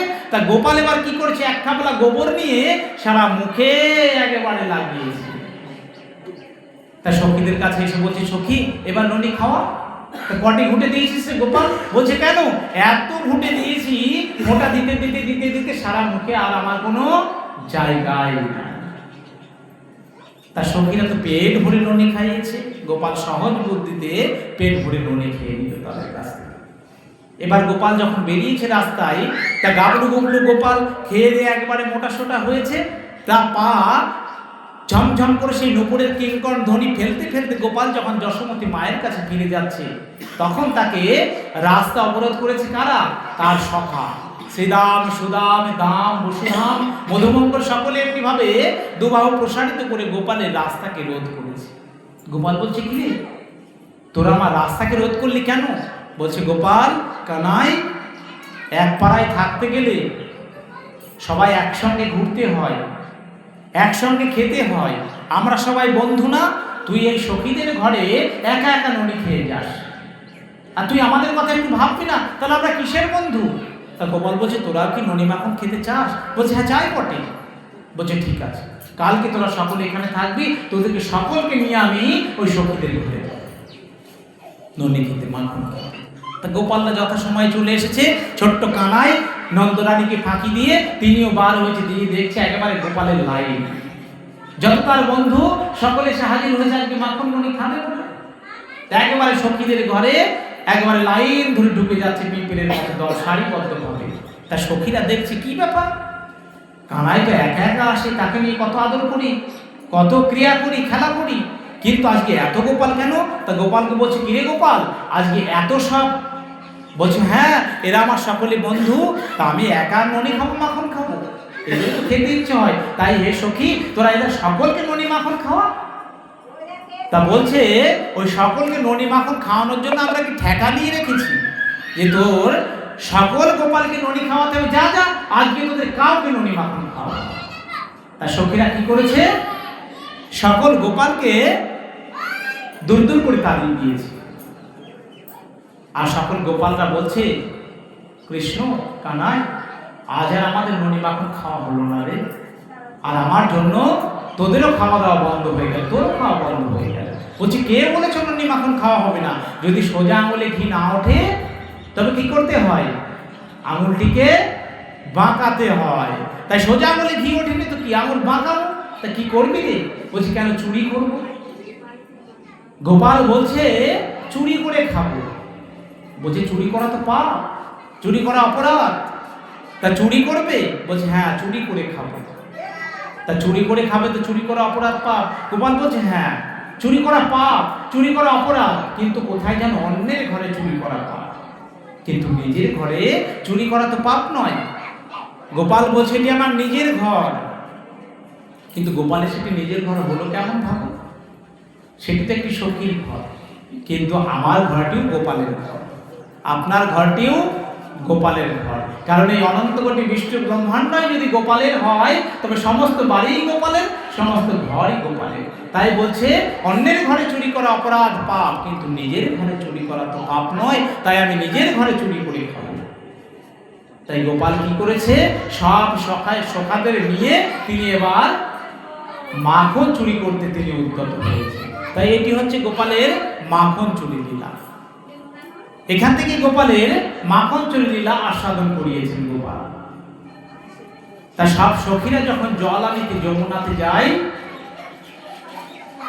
আমার কৃষ্ণ কানাহাইয়া তখন সকল সখাদের নিয়ে ননি চুরি করে খায়। কখন যায় গোপাল চুরি করতে ননি? কখন যায়? যখন যমুনাতে সকল সখীরা জল আনতে যায়। আগেকার দিনে এরকম টিউবওয়েল ছিল না, আর আগেকার দিনে জল কিভাবে সংগ্রহ করতে হতো? নদী থেকে, কিংবা জল সংগ্রহ করতে হতো কুয়ো থেকে, তাই না? তাই সখীরা কি করতো, নিত্য আমার শ্রীমতী রাধারানী কানাইকে দর্শন করার জন্য তিনি নিত্য যমুনাতে জল আনতে যেতেন। ওই যাবার ভঙ্গিমাতে তার সঙ্গে একটু যদি দেখা হয়, তাই না? যারা নতুন প্রেমিক প্রেমিকা তারা জানে একটু দেখা হওয়া কত লাভ। তা আমার কানাই তিনি ওই সখীদের ঘরে তিনি ক্ষীর নবনী মাখন চুরি করতে যাচ্ছেন। তাই সখীরা যখন জল আনিতে যমুনাতে যায়, কৃষ্ণ তখন সখাদের নিয়ে ননি চুরি করে খায়। তিনি ননি চুরি করতে গেছে সখীদের ঘরে। তা সখীদের ঘরে কারো বা অন্ধকার ঘরের মধ্যে, কারো বা দেখা গেল অনেক উঁচুতে শিকার পড়ে ননি মাখন রাখা আছে। তা গোপাল কি করেছে, সকলের কাঁধে কাঁধে সকলে, তার উপরে গোপাল চেপে সেই ননির ভাণ্ডকে ভেঙে সেখান থেকে ননি মাখন চুরি করে খেয়েছে।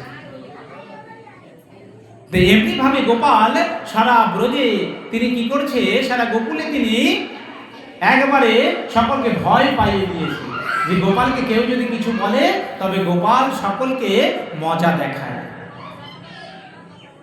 তা অতিষ্ঠ হয়ে পড়েছে সকল গোপীরা সখীরা গোপালের জন্য।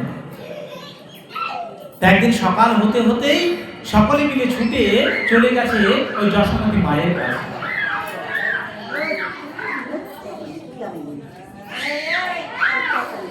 সকালে একটু শান্ত হয়ে বসুন, বিক্ষিপ্ত হয়ে যাচ্ছে, সকালে একটু শান্ত হয়ে বসুন,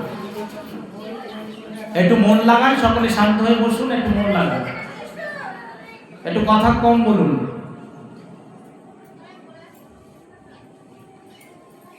তাই একদিন সকলে গোপালের জন্য সকলে যখন অতিষ্ঠ হয়ে গেছে, সব সখীরা গোপীরা মিলে এসেছে নন্দরায়ের ঘরে। নন্দরায়ের ঘরে এসে ডাকছে, যশোদে ও যশোদে, যশোদা তো ডাক শুনে অমনি বেরিয়ে এসেছে। আরে কিরে সখী তোরা এত সকাল সকাল, তা কি হয়েছে? বলছে আর শোনে না, আমরা বিশাল বিপদগ্রস্ত হয়ে পড়েছি রে। বলছে কেন রে তোরা বিপদগ্রস্ত হয়ে পড়েছিস কেন? তোদেরকে আবার অসুরের উৎপাত হয়েছে?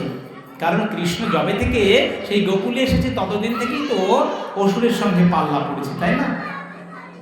6 দিন হতে হতেই পুতনা, সকটাসুর, বকাসুর, অঘাসুর, ষণ্ডাসুর, কত অসুরের পাল্লা পড়েছে ভগবান কৃষ্ণের সঙ্গে। তা কেন রে তোরা অতিষ্ঠ হয়ে পড়েছিস? তোদের এত বিপদ কেন? বৃন্দাবনে তোদের কি অসুরের উৎপাত হয়েছে? বলছে না রে না, অসুরের উৎপাত নয়, উৎপাত হচ্ছে তোদের কানাই। তোর কানাইয়ের, তোর সন্তান কানাইয়ের উৎপাত। সেই উৎপাতে আমাদের মনে হয় এই গোকুল ছাড়তে হবে। কেন রে? আমার ছোট্ট কানাই, মাত্র ছোট কানাই, একটু একটু মোটে হাঁটতে শিখেছে, একটু একটু দৌড়াতে পারে, আর সেই কানাই কি করেছে যার জন্য তোদের এই গোকুল ছেড়ে চলে যেতে হবে? বলছে তোর কানাই করেনিটা কি? তোর কানাই কি করেনি? তোর কানাই সবটাই করেছে যার জন্য গোকুল ছেড়ে চলে যেতে হবে। তা বলছে আমার কানাই কি করেছে তোরা বল? বলছে তোর কানাই আমাদের ঘর থেকে ননি চুরি করে খেয়েছে। তা কানাই ননি চুরি করে খেয়েছে এই কথা বলতে তোরা এত সকাল সকাল সবাই মিলে এসেছিস? বলছে শুধু ননি চুরি করে খায়? ননি খেলে তো পারা যেত।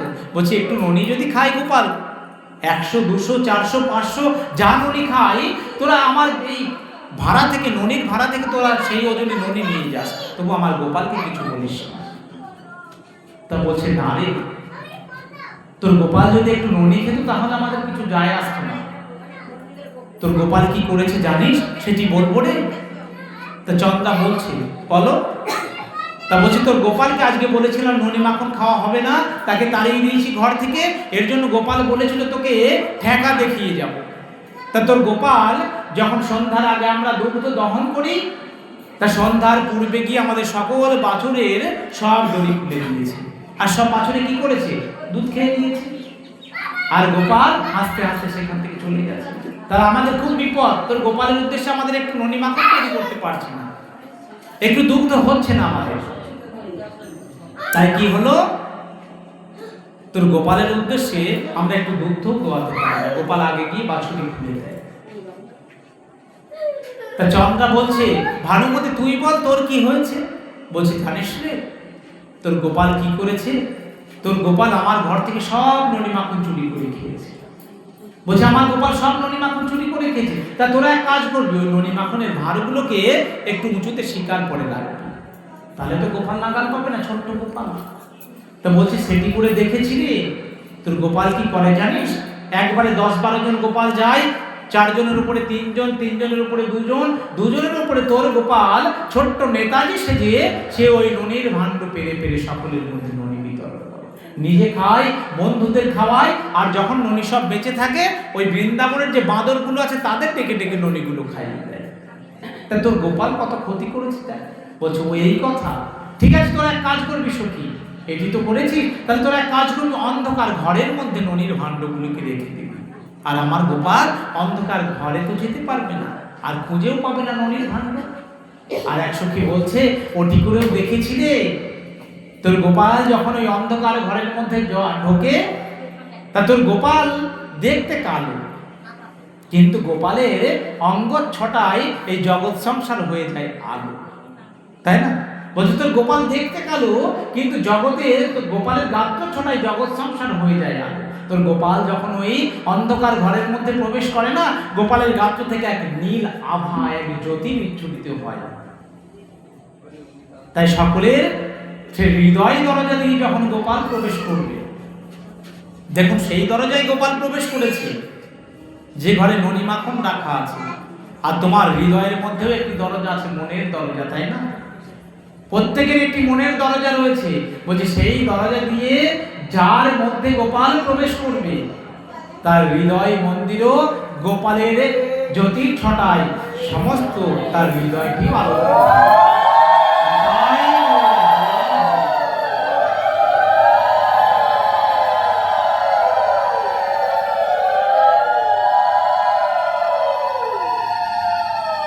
গোপাল যখন হৃদয় মন্দিরে কারো প্রবেশ প্রবেশ করে তখন দেখবেন তার ইহজগতের সমস্ত অন্ধকার দূরীকৃত হয়ে যায়।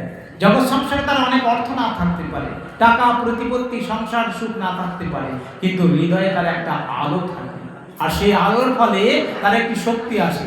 আমার যদি মৃত্যু হয় অন্ত আমি ভগবান চরণ লাভ করে যাব, তাই না? ভগবান চরণ লাভ করে যাব, কারণ মৃত্যু সময়টাই ভগবান চরণ লাভ করার মুখ্য সময়। আমরা এতদিন পর্যন্ত অনুশীলন কেন করি? বলছি পরীক্ষা দিই মাত্র 3 ঘন্টা, কিন্তু পড়ি আমরা সারা বছর, তাই না?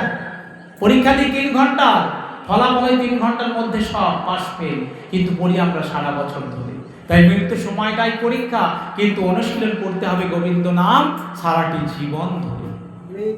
হরি বল, হরি বল। তাই সারাটি জীবন যদি আমরা অনুশীলন করি, তাই আমার গোবিন্দ সঠিক সময়ে আমাকে তারই নাম স্মরণ করিয়ে দেবে আমার হৃদয় মন্দিরে বসে থেকে। আমার হৃদয়ে বসে থেকে সেই নামটিকে তিনি স্মরণ করিয়ে দেবে।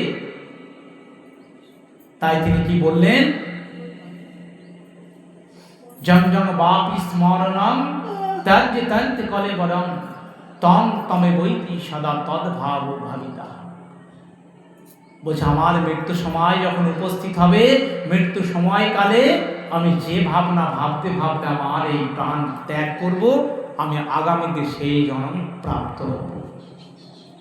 তাই জন্য ঋষিমশাই তার ঘরে একটি হরিণ ছানা ভয়ে গিয়ে বাস করছিলেন। কত মায়া দিয়ে সুন্দরভাবে ভালোবেসে সেই ঋষিবর তিনি হরিণ শাবকটিকে পালন করেছিলেন। তার যখন মৃত্যুকাল উপস্থিত হয়, তখন তিনি মনে মনে হরিণের কথা ভাবছেন, আমি হরিণটি ধুয়ে যদি মারা যায় এই জঙ্গলের মধ্যে, জানি না ওই হরিণটিকে কোন বাঘসিংহ এসে ছিঁড়ে খাবে। যে ঋষিবর সেও হরিণের কথা ভাবতে ভাবতে তার মৃত্যু হওয়াতে একটি জন্ম তাকে হরিণ হয়ে জন্ম নিতে হয়েছিল। তাই আমাদের মৃত্যু সময়টি যখন উপস্থিত হবে, জং জং ভাব তর্জতন্তে কলেবরং তং তবে বৈতি সদা তদ্ভাব ভাবিতা। যেমন ভাবনা নিয়ে আমার মৃত্যু হবে, আগামী জন্ম আমার তেমনি ভাবেই প্রাপ্ত হবে। আমরা এই যে জন্মে ভালো কর্ম, পুণ্য কর্ম, ভালো মন্দ সব কিছু করছি, বলছি সব কিছুরই সবটাই লেখা থাকে কোথায়? চিত্রগুপ্তের খাতাতে। সেখানে হিসাব সঠিক, সমান সমান। আমরা যেমন কথা বলি, কথা গান টেপবদ্ধ করে রাখা হয়, তাই না? যদি আমরা রেকর্ডিং করি, যা বলবো সেটি রেকর্ডিং হয়ে থাকবে, সেটি 100 বছর পর চালালেও আমরা সেই কথাটি শুনতে পাবো। তাই আমাদের কথোপকথন যেমন টেপবদ্ধ করে রাখা হয়, তেমনি আমাদের সমস্ত যে কার্যক্রিয়া, আমরা যে আচার আচরণ যা কিছু করছি, সমস্তটাই লেখা থাকে চিত্রগুপ্তের খাতাতে। তাই ভাবের পাগল ভাবা পাগলা বলেছে, বারে বারে আর আশা হবে না, এমন মানুষ জনম তো আর পাবে না। ভেবেছ মনে এই ভুবনে তুমি যাহা করে গেলে তাহা কেউ জানে না, তুমি যাহা করে গেলে আসিয়া হেথা, চিত্রগুপ্ত লিখে ভরিল খাতা, বিচার করিবেন ওই বিধাতা, ফাঁকি ঝুঁকি তার কাছে কিছু জানে না। তুমি যা কিছু করছো এখানে এসে, সবটাই কিন্তু চিত্রগুপ্তের খাতাতে লেখা হয়ে যাচ্ছে। আজকে হরিসভায় এসে তোমরা হরি সংকীর্তন করছো, ভাগবত আস্বাদন করছো, এই সময়টিও লেখা থাকছে, যেটি তোমাদের সুন্দর মনুষ্য জীবন, ভক্তির জীবন, সেটিও লেখা থাকছে সময়টি কতখানি। ধৈর্য ধরে তোমরা কৃষ্ণ কথা আস্বাদন করছো, সময়টি সুন্দরভাবে লেখা থাকবে। তাই বারে বারে আর আশা হবে না। আমরা বারবার আসবো মনে করি, কিন্তু আশা তো নাও হতে পারে। এমন মানুষ জন্ম তো আর পাবে না, এমন সুন্দর মানুষ জন্ম কি আর পাওয়া যাবে? তাই ভেবেছ মনে এই ভুবনে তুমি যাহা করে গেলে তাহা কেউ জানে না, তুমি যাহা করে গেলে আসিয়া হেথা, চিত্রগুপ্ত লিখে ভরিল খাতা, বিচার করিবেন ওই বিধাতা, ফাঁকি ঝুঁকি তার কাছে কিছু চলে না। তাই নামের ফেরিওয়ালা সেই ভাবের পাগল ভবা পাগলা গিয়েছেন যে মরণ তোমার সত্য, তুমি মজ কৃষ্ণ নামে। আমরা পৃথিবীতে সবাই এসেছি, ভাবছি কতদিন না বাঁচবো, তাই না? কিন্তু মৃত্যু তো সবারই আসবে। মরণ তোমার সত্য, মজ কৃষ্ণ নামে, কতদিন তুমি আর রবে এই ধরাধামে? এই ধরাধামে তুমি আর কতদিন রবে? তোমার তো সত্যই মৃত্যু হবে, কিন্তু কৃষ্ণ নামে তুমি মজলে না, সেই কৃষ্ণ নামে তুমি গাইলে না, কৃষ্ণ নামকে তুমি আস্বাদন করলে না, শ্রবণ করলে না। কিন্তু মরণ তো তোমার সত্য হবে, কিন্তু এমন দুর্লভ মনুষ্য জনম তো তোমার বৃথায় হারিয়ে যাবে, যদি সেই সুন্দর বদনে সুন্দর মনুষ্য জনম নিয়ে হা কৃষ্ণ হা গোবিন্দ একবার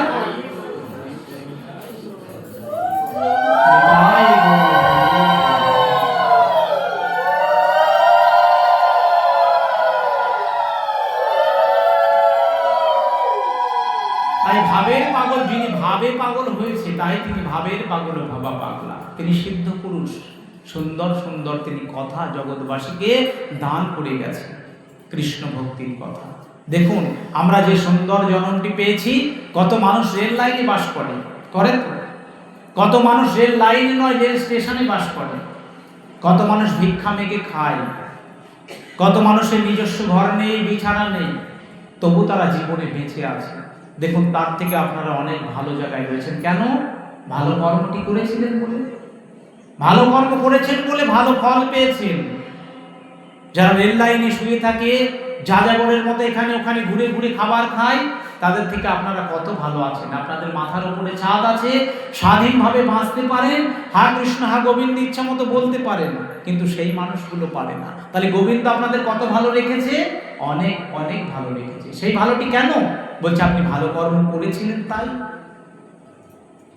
তাই বলছে ঘড়ির কাঁটা দম দিলে দম প্রভাবে ঘড়ির কাঁটা বন বন করে ঘোরে, আর মানুষ ঘোরে কর্মরূপে দম প্রভাবে। আপনার এই জন্ম সে জন্ম, ভালো জন্ম প্রাপ্ত, ধনী গরিব মহৎ, আপনার কর্মের ফল সবটাই।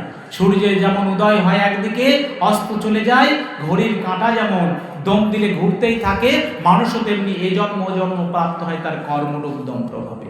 আপনি এই জন্মে যতটাই ভালো কর্ম করবেন, আগামী জন্মে আপনি ততটাই ভালো জায়গা পাবেন। তাই আগামীতে ভালো পেতে গেলে কি করতে হবে? আমাদের ভালো কিছু করতে হবে।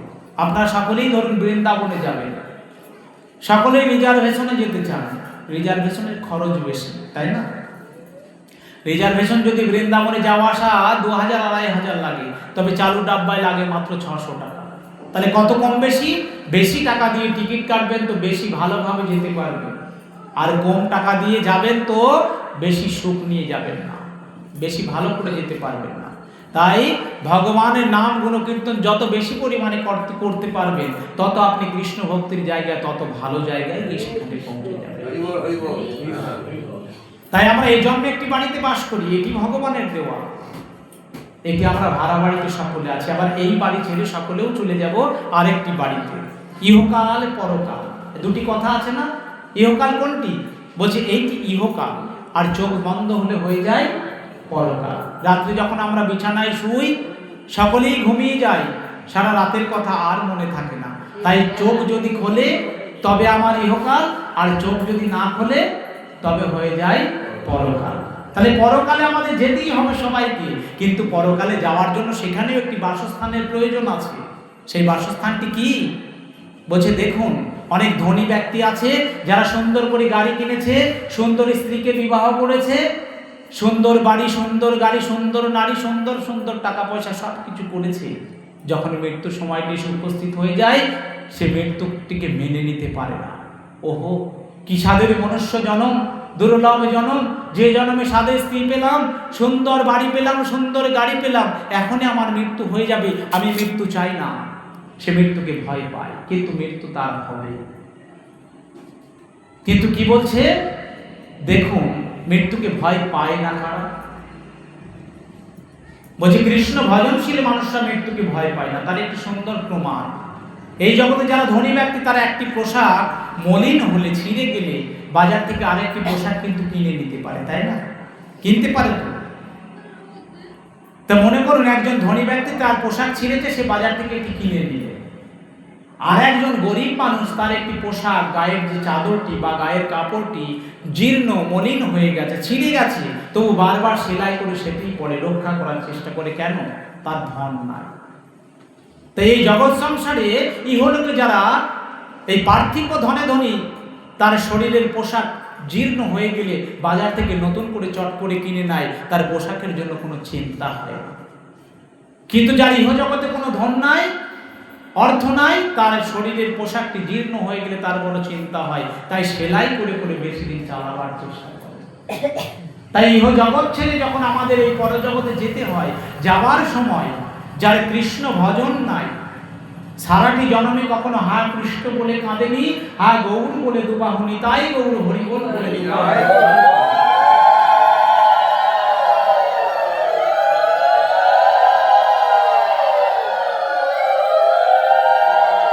তবে সেই কৃষ্ণ ভজন বিহীন মানুষের কি হয়?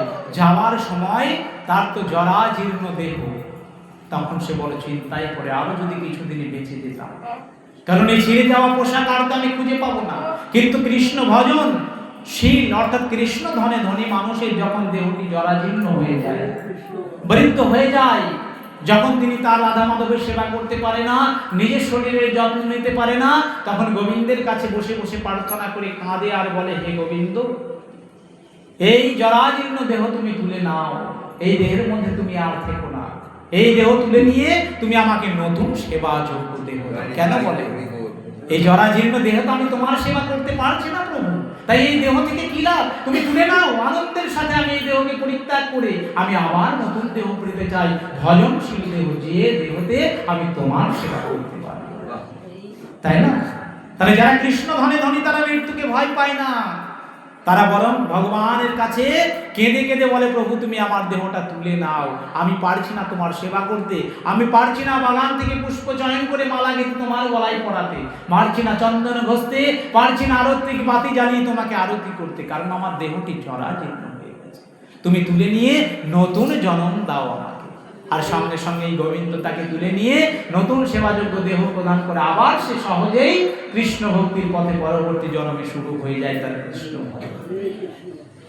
তাহলে এই জগতেই দুটি মানুষ আছে, একটি হচ্ছে কৃষ্ণ ভজন বিহীন আর একটি হচ্ছে কৃষ্ণ ভজনশীল।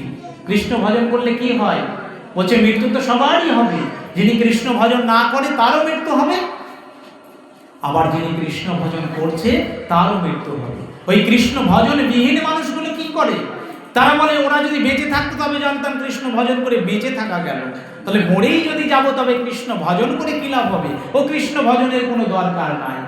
আমি তাদের জন্য একটুখানি বলছি, দেখুন একটি গোলার মধ্যে একটি বিড়ালে 3টি ছানা দিয়েছে, ছোট ছোট বিড়ালের বাচ্চা, ছোট ছোট বিড়ালের বাচ্চা 3টি রয়েছে, তার মা সদা সর্বদা তাদের জন্য খাবার নিয়ে আসে, দুগ্ধ দেয়, আর সেই গোলার মধ্যেই ইঁদুরগুলো ঘোরাঘুরি করে ধান খাবার জন্য। একই গোলাতে বিড়ালের বাচ্চা রয়েছে, একই গোলাতে ইঁদুর রয়েছে, সেই একই বিড়াল ছানাগুলি কি ধরে তার মুখে করে যখন নিয়ে যায়, বিড়াল ছানাগুলি কি করে, ভয় পায়। বিড়ালের মা যখন বিড়ালের ছানাগুলিকে মুখে করে নিয়ে যায় তখন বিড়ালের বাচ্চাগুলি ভয় পায়, মার কাছে ভয় পায় না। তারা কি মনে মনে ভাবে, মা মনে হয় এর থেকে ভালো নতুন জায়গা পেয়েছে, এর জন্য আমাদের সেখানে নিয়ে যাচ্ছে, বরং তাদের আনন্দ হচ্ছে। সেই বিড়াল ছানাটাই যখন একটি ইঁদুরকে ধরে, সেই বিড়াল ছানাটা বিড়ালটিকে বাদ দিয়ে যখন তার বাচ্চাকে বাদ দিয়ে ইঁদুর ছানাকে ধরে, ইঁদুর ছানাটি কি করে, ভয় পায় না আনন্দ পায়? হ্যাঁ, ভয় পায়। ইঁদুর ছানাটি ভয় পায়, সে মনে করে এই বিড়ালটি তো আমাকে ধরেছে, আমাকে এখনই খেয়ে ফেলবো, আমার প্রাণ চলে যাবে। তাহলে একই বিড়ালে দুজনকেই কেউ ধরল, একই বিড়ালে দুজনকেই ধরেছে, বিড়াল ছানাটিকেও বিড়ালে ধরেছে, আবার ইঁদুরটিকেও বিড়ালে ধরেছে। তা বিড়ালের ভাবনা, বাচ্চাটির ভাবনা, মা আমাকে ভালো জায়গায় নিয়ে যাচ্ছে, আমি আনন্দে চলে যাবো মায়ের সঙ্গে হাসতে হাসতে। আর ইঁদুরটি ভাবছে, ওহো আমার এখনই প্রাণ যাবে, সে ভয়ে সন্ত্রস্ত হয়ে যাচ্ছে। তাহলে দেখুন এই জগৎ সংসারে 2 প্রকারের বাঁচা, এক হচ্ছে ইঁদুর হয়ে বাঁচা আর বিড়ালের বাচ্চা হয়ে বাঁচা। কোনটি হয়ে বাঁচতে চান আপনারা? বিড়াল ছানা হয়ে, কারণ আমরা চাই আমার প্রভু ওই রকম বিড়ালের মতো মা হয়ে আমাদের কাছে আসুক, তিনি মুখে করে আমাদেরকে নিয়ে যাক তার ভালো জায়গায়, আমরা ভালো স্থানে হাসতে হাসতে চলে যাব।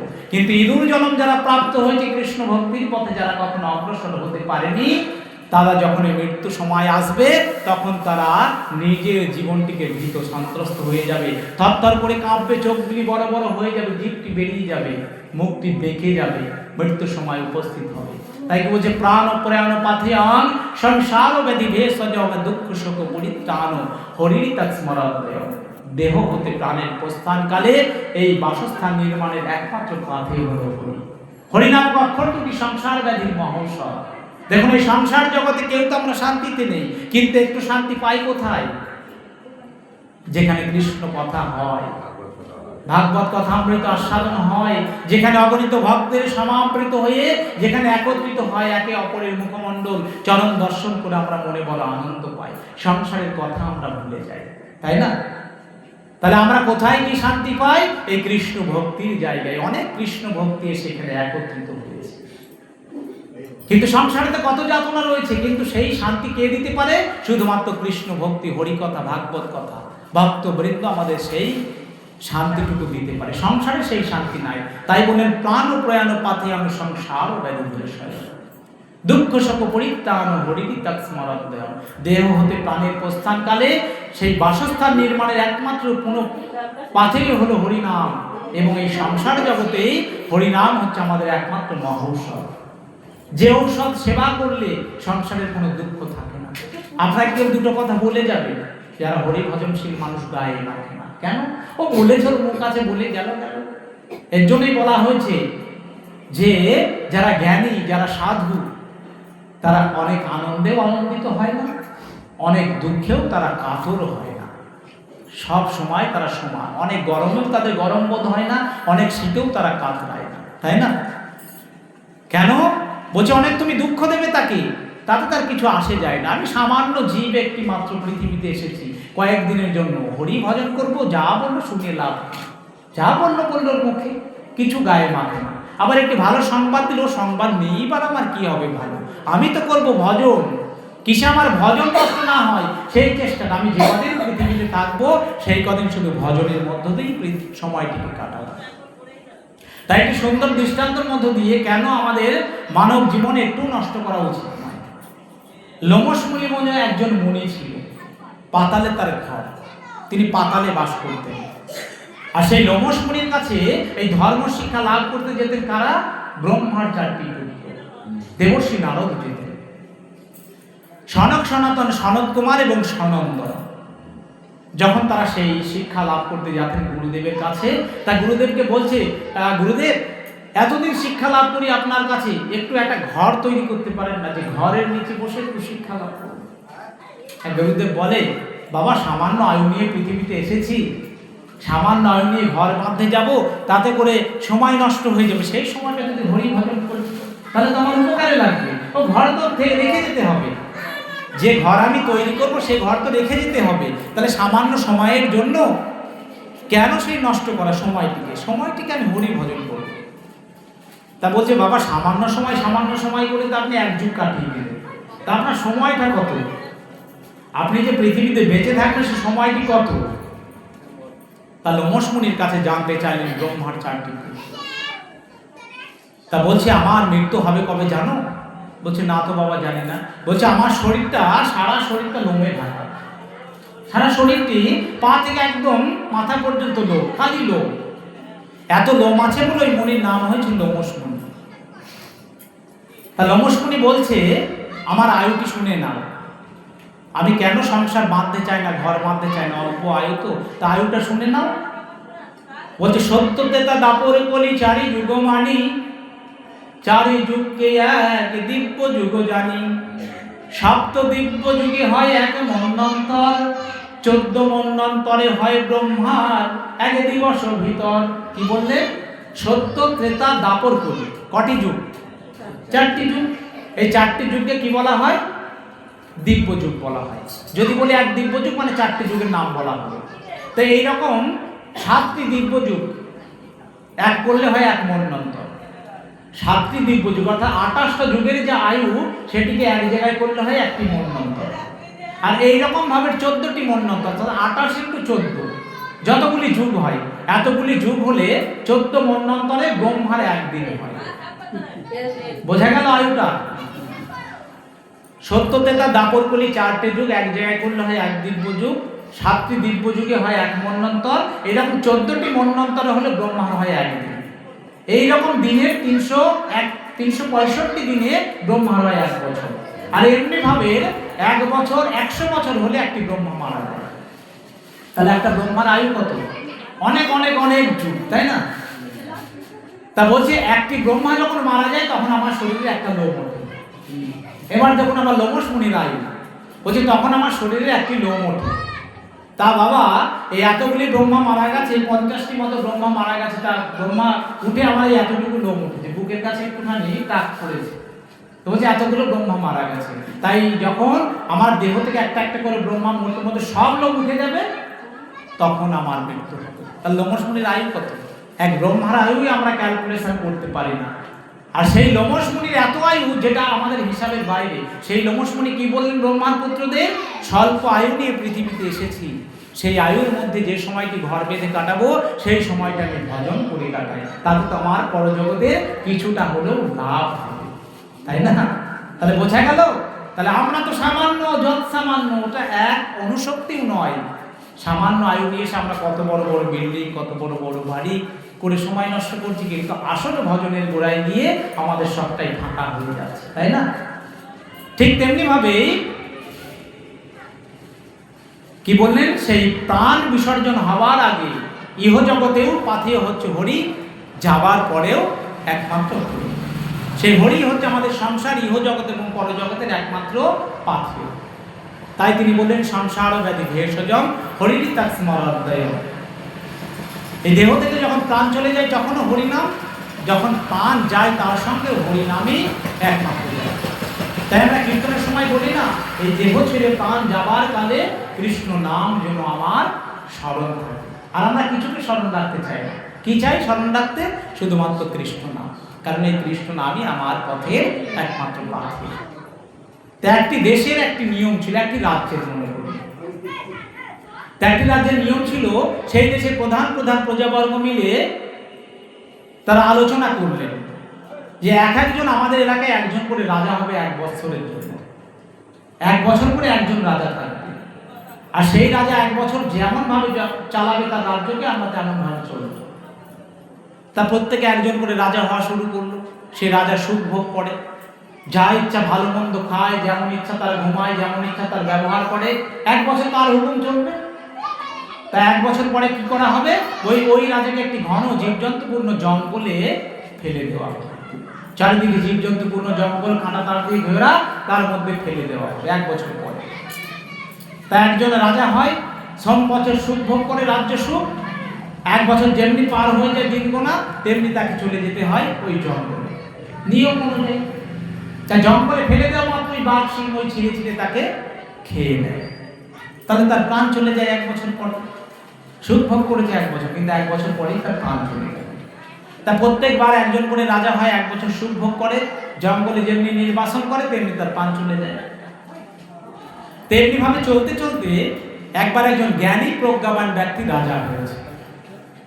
অত্যন্ত জ্ঞানী একজন ব্যক্তি রাজা হলেন সেই এলাকায়। তা তিনি রাজা হয়ে ওই 1 বছরের সুখের কথা ভাবলেন না, 1 বছরের যে সুখ সেটির কথা ভাবলেন না। তিনি ভাবলেন কি, 1 বছর পরে আমি কোথায় যাব।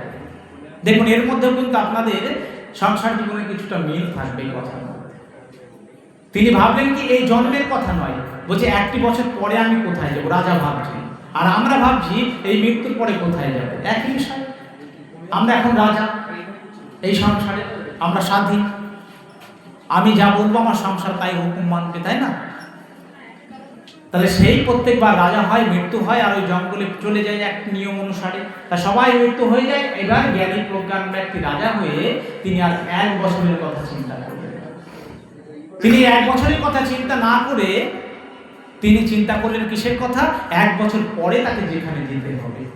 দেখুন, এর মধ্যেই কিন্তু আমাদের সব কিছু আলোচনা লুকিয়ে রয়েছে। 1 বছর পরে যেখানে যেতে হবে, সেই ভাবনা ভাবলেন এই রাজা মশাই। সংসারের এই 1 বছরের কথা তিনি ভাবছেন। তাই তিনি কি করলেন? তিনি সৈনিকদের ডাকলেন, ডেকে বললেন 1 বছর পরে আমাকে কোথায় যেতে হবে? বললে ঘন জীবজন্তুপূর্ণ জঙ্গলে, যেখানে জীব জানোয়ার রয়েছে। বলছে সেখানে গেলে তো প্রাণ চলে যায়। বলছে হ্যাঁ, সব রাজাই তো তাই করেছে। বলছে না, আমি একটু অন্যরকম করব। তা কি চান? বলছে তোমরা এক কাজ করো, সবাই যাও ওই জঙ্গলে, কি জঙ্গলটি কেটে ফেলো। তা রাজার হুকুম মতো সবাই জঙ্গলে চলে গেলেন, জঙ্গলটি কেটে দিলেন। যখনই জঙ্গল কেটে ফেললেন, জঙ্গলের হিংস্র জীবজন্তু সব তো পালিয়ে গেল, জঙ্গল পরিষ্কার হয়ে গেল। রাজার হুকুম, 1 বছর যা বলবে তাই, জঙ্গল পরিষ্কার হয়ে গেল। এবার বললেন কি করবো রাজা মশাই, আপনার তো এখনো 1 বছর হয়নি, তাই এবার ওখানে সুন্দর সুন্দর পুরী নির্মাণ করো, প্রাসাদ, অট্টালিকা বানাও। রাজার কথা মতো সেখানে বিশাল অট্টালিকা তৈরি হয়ে গেল সেই জঙ্গলে। বললেন এবার কি করব? বলছে এবার মাইক নিয়ে ঢেরি পিটিয়ে ঘোষণা করো, এই রাজ্যে যারা যারা ওই নতুন নগরীতে যাবে তাদের স্বেচ্ছায় রাজকোষ থেকে খাওয়া দাওয়া, ওষুধপত্র, জামা কাপড় সব দেওয়া হবে। তা যেমনি ঢাক পিটিয়ে বলে দিয়েছে নতুন নগরীতে যারা যাবেন তাদের জামা কাপড় পোশাক আশাক সব ফ্রিতে রাজকোষ থেকে দেওয়া হবে। আমি আপনি আর একজন সবাই বললো চলো ওখানে কি কাজকর্ম যখন করতে হবে না, ভালো বাড়ি ঘর পাওয়া যাবে, সেখানে গেলে সেখানে বসে বসে খাবো, আনন্দ করবো। তা সবাই সেই নতুন নগরীতে গিয়ে হাজির হলো। আর এই করতে করতে রাজামশাইয়ের 1টি বছর পার হয়ে গেল। সংসার জীবন শেষ হয়ে গেল 1টি বছর, অর্থাৎ আমাদের জীবন চলে গেল। সেই ভাবনা ভাবতে ভাবতে যেমনি 1টি বছর পার হয়ে গেল, আমাকে সেখানে তো যেতে হবে, এবার আমাকে সেখানে রেখে আসবো বা আপনাদের রেখে আসবো। কি হলো সেখানে? তার আর মৃত্যু হলো না। সেখানে নতুন নগরীতে গিয়ে তিনি নতুন নগরীর সকল নগরীদের পেয়ে তিনি আনন্দ নিকেতনে আনন্দ সাগরে ভাসতে থাকলেন। এখানে কি বোঝা গেল? প্রত্যেকজন রাজা আগে রাজা হয়েছে, 1 বছরের সুখের কথা ভেবেছে, 1 বছর পরে কোথায় যাবে সেটির কথা কেউ ভাবেনি। কিন্তু এই রাজামশাই তিনি 1 বছরের কথা ভাবলেন না, 1 বছর পরে কোথায় যেতে হবে সেটি ভেবেছেন।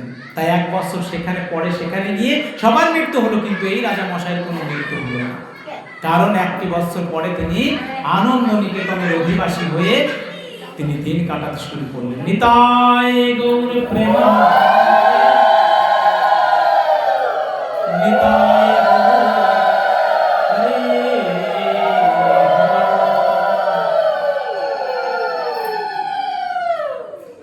তাহলে দেখুন এই সংসার জীবনেও আমরা শুধু এই বেঁচে থাকার জীবনটার কথাই বেশি ভাবি, কিন্তু এর পরে আমাদের কোথায় যেতে হবে সেই কথাটা আমরা কেউ ভাবি না, তাই না? তাই আমাদের যমরাজের কথা শুনলে, যমদণ্ডের কথা শুনলে আমরা সকলেই ভয় পাই। তাই আগ্নেয় পুরাণে বলেছেন ন জয়ং দমদণ্ডস্য যমপদ সমদ্ভব ন ভয়ং যমদূতানাং কৃষ্ণ কৃষ্ণেতি জয়ত্না।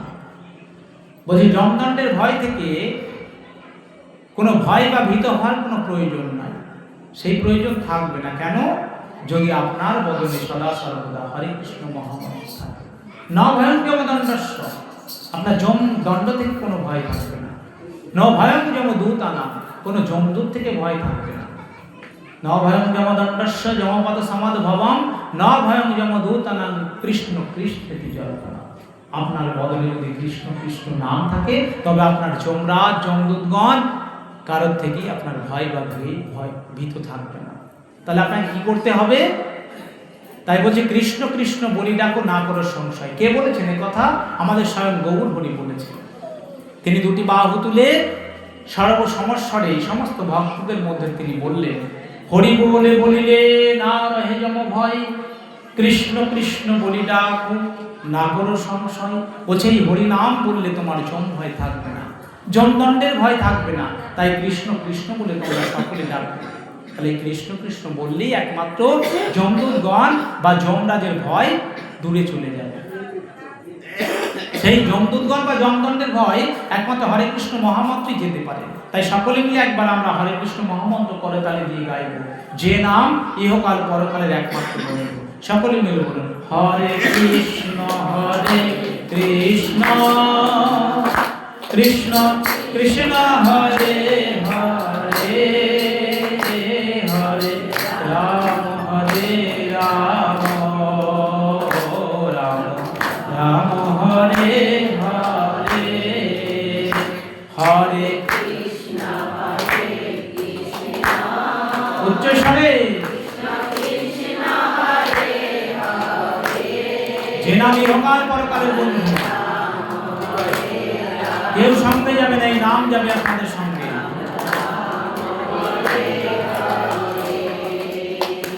হরে কৃষ্ণ কৃষ্ণ কৃষ্ণ হরে হরে হরে রাম রাম হরে হরে। তাই গৌরী প্রেমানন্দে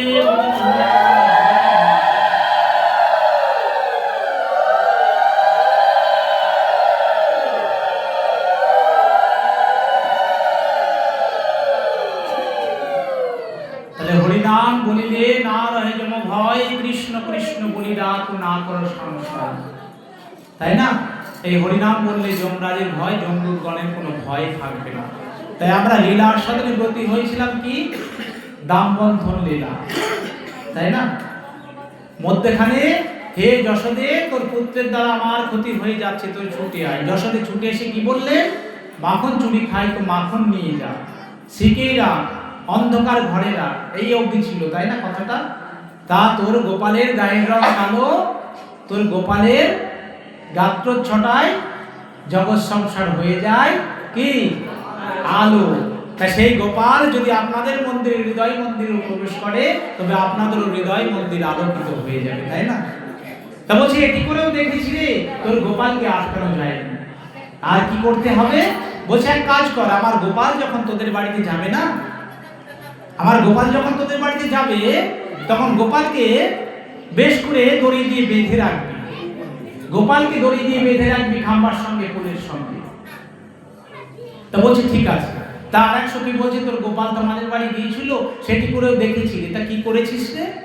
বলছে জানিস সখী, তোর গোপাল যখন গিয়েছিল, আমি যখন গোপালকে বলেছি ধরে বাঁধবো, তা গোপালকে ধরেছি, আর ধরে গোপালকে কোলের সঙ্গে বেঁধেছি। যতই বাঁধি ততই গোপাল খুলে থাকে। আর আমাকে বলে কি জানিস সখী, তুই বাঁধতেও শিখিসনি।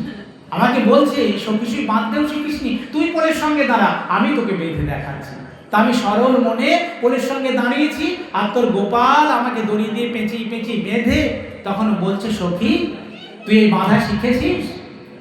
তাই বলেছি হ্যাঁ শিখেছি, বাঁধা তো শিখলাম, এবার খুলে দে, এবার তোকে বাঁধি। তা গোপাল বলছে খানিকক্ষণ পরে গালে হাত দিয়ে, সখী আমার বা বাঁধতে শিখিয়েছে, আমাকে খুলতে শেখায়নি। তাই এই বলে তোর গোপাল তো ঊর্ধ্বশ্বাসে দৌড়, আর আমি সারা রাত্রি ওই পোলের সঙ্গে বাঁধা আছি। তাহলে তোর গোপালকে বেঁধেও দেখেছি, তাকে বাঁধতে বলে সে উল্টা আমায় বেঁধে চলে এসেছে। তা এক কাজ করবি, গোপাল যখন যাবে তাকে ধরে তাকে নাচাতে নাচাতে আমার কাছে নিয়ে আসবি। তা বলছে নাচাতে নাচাতে, তা ভানুমতী সখী বলছে ওরে যশোদে এটি করেও দেখেছি। তা কি করেছিস রে? তোর গোপাল যখন আমার বাড়ি গিয়েছিল ননি মাখন খেতে, তাকে বলেছিলাম তোকে নাচাতে নাচাতে যশোমতী মায়ের কাছে নিয়ে যাবে। আর তোর গোপাল কি বলেছে জানিস? তোদেরকে আমি নাচিয়ে রেখে যাবো। তা কি করেছে রে আমার গোপাল? বলছে জানিস, তা বলেছে আজকেই তোদের ঘরে যাবো। তা তোর দাদা আর আমি যখন সন্ধ্যা হয়ে যায়, সন্ধ্যার পরে বাতি জ্বালিয়ে, সন্ধ্যার পরে বাতি জ্বালিয়ে আমরা সারা রাত্রি বারান্দায় বসে আছি, 11টা 12টা বেজে গেছে। তা তখনকার দিনে তো এত কারেন্ট নেই, এত মোবাইলের ব্যবস্থা নেই, এত টিভি নেই যে আমরা অনেক রাত্রি পর্যন্ত জাগবো। তখনকার দিনে মানুষ কি করতো? সন্ধ্যা লাগতো, কিছু খাওয়া দাওয়া করতো আর ঘুমিয়ে পড়তো।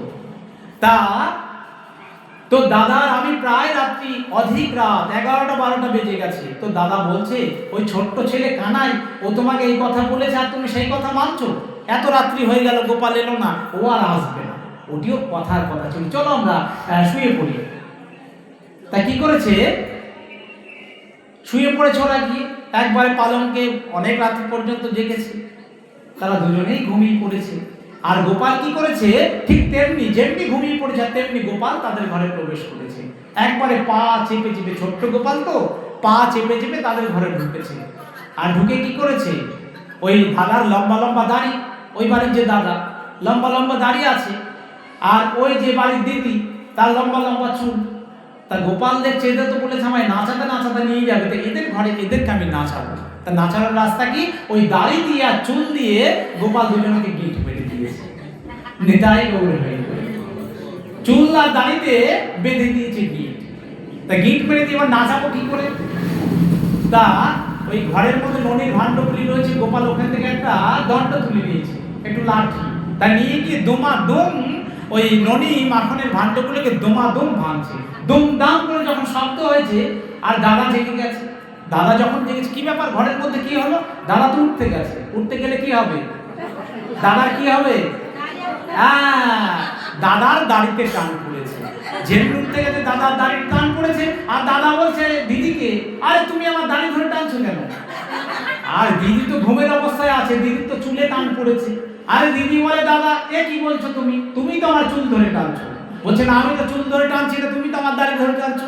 এই দাড়ি চুল দাড়ি চুল দাড়ি চুল করতে করতে দুজনায় উঠে লাফালাফি শুরু করেছে। আর ছোট্ট গোপাল দরজার মুখটা গলিয়ে বলছে, ওই যে সখী বলেছিলিস না আমাকে নাচাতে নাচাতে নিয়ে যাবি, তো দেখ তোদের ঘরে এসে আমি তোদের দুজনকে কেমন নাচিয়ে রেখে গেলাম। নিতাই গৌর প্রেমানন্দে, নিতাই গৌর হরি।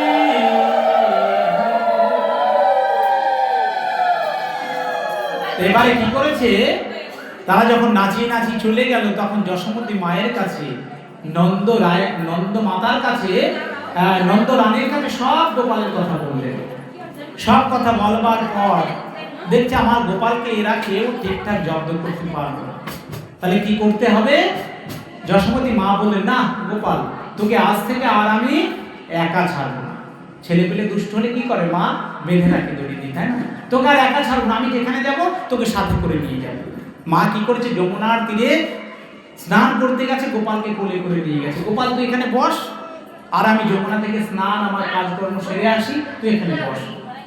এমন সময় গোপালের খেলার সাথীরা সকলে গিয়ে চলে গেছে গোপালের কাছে।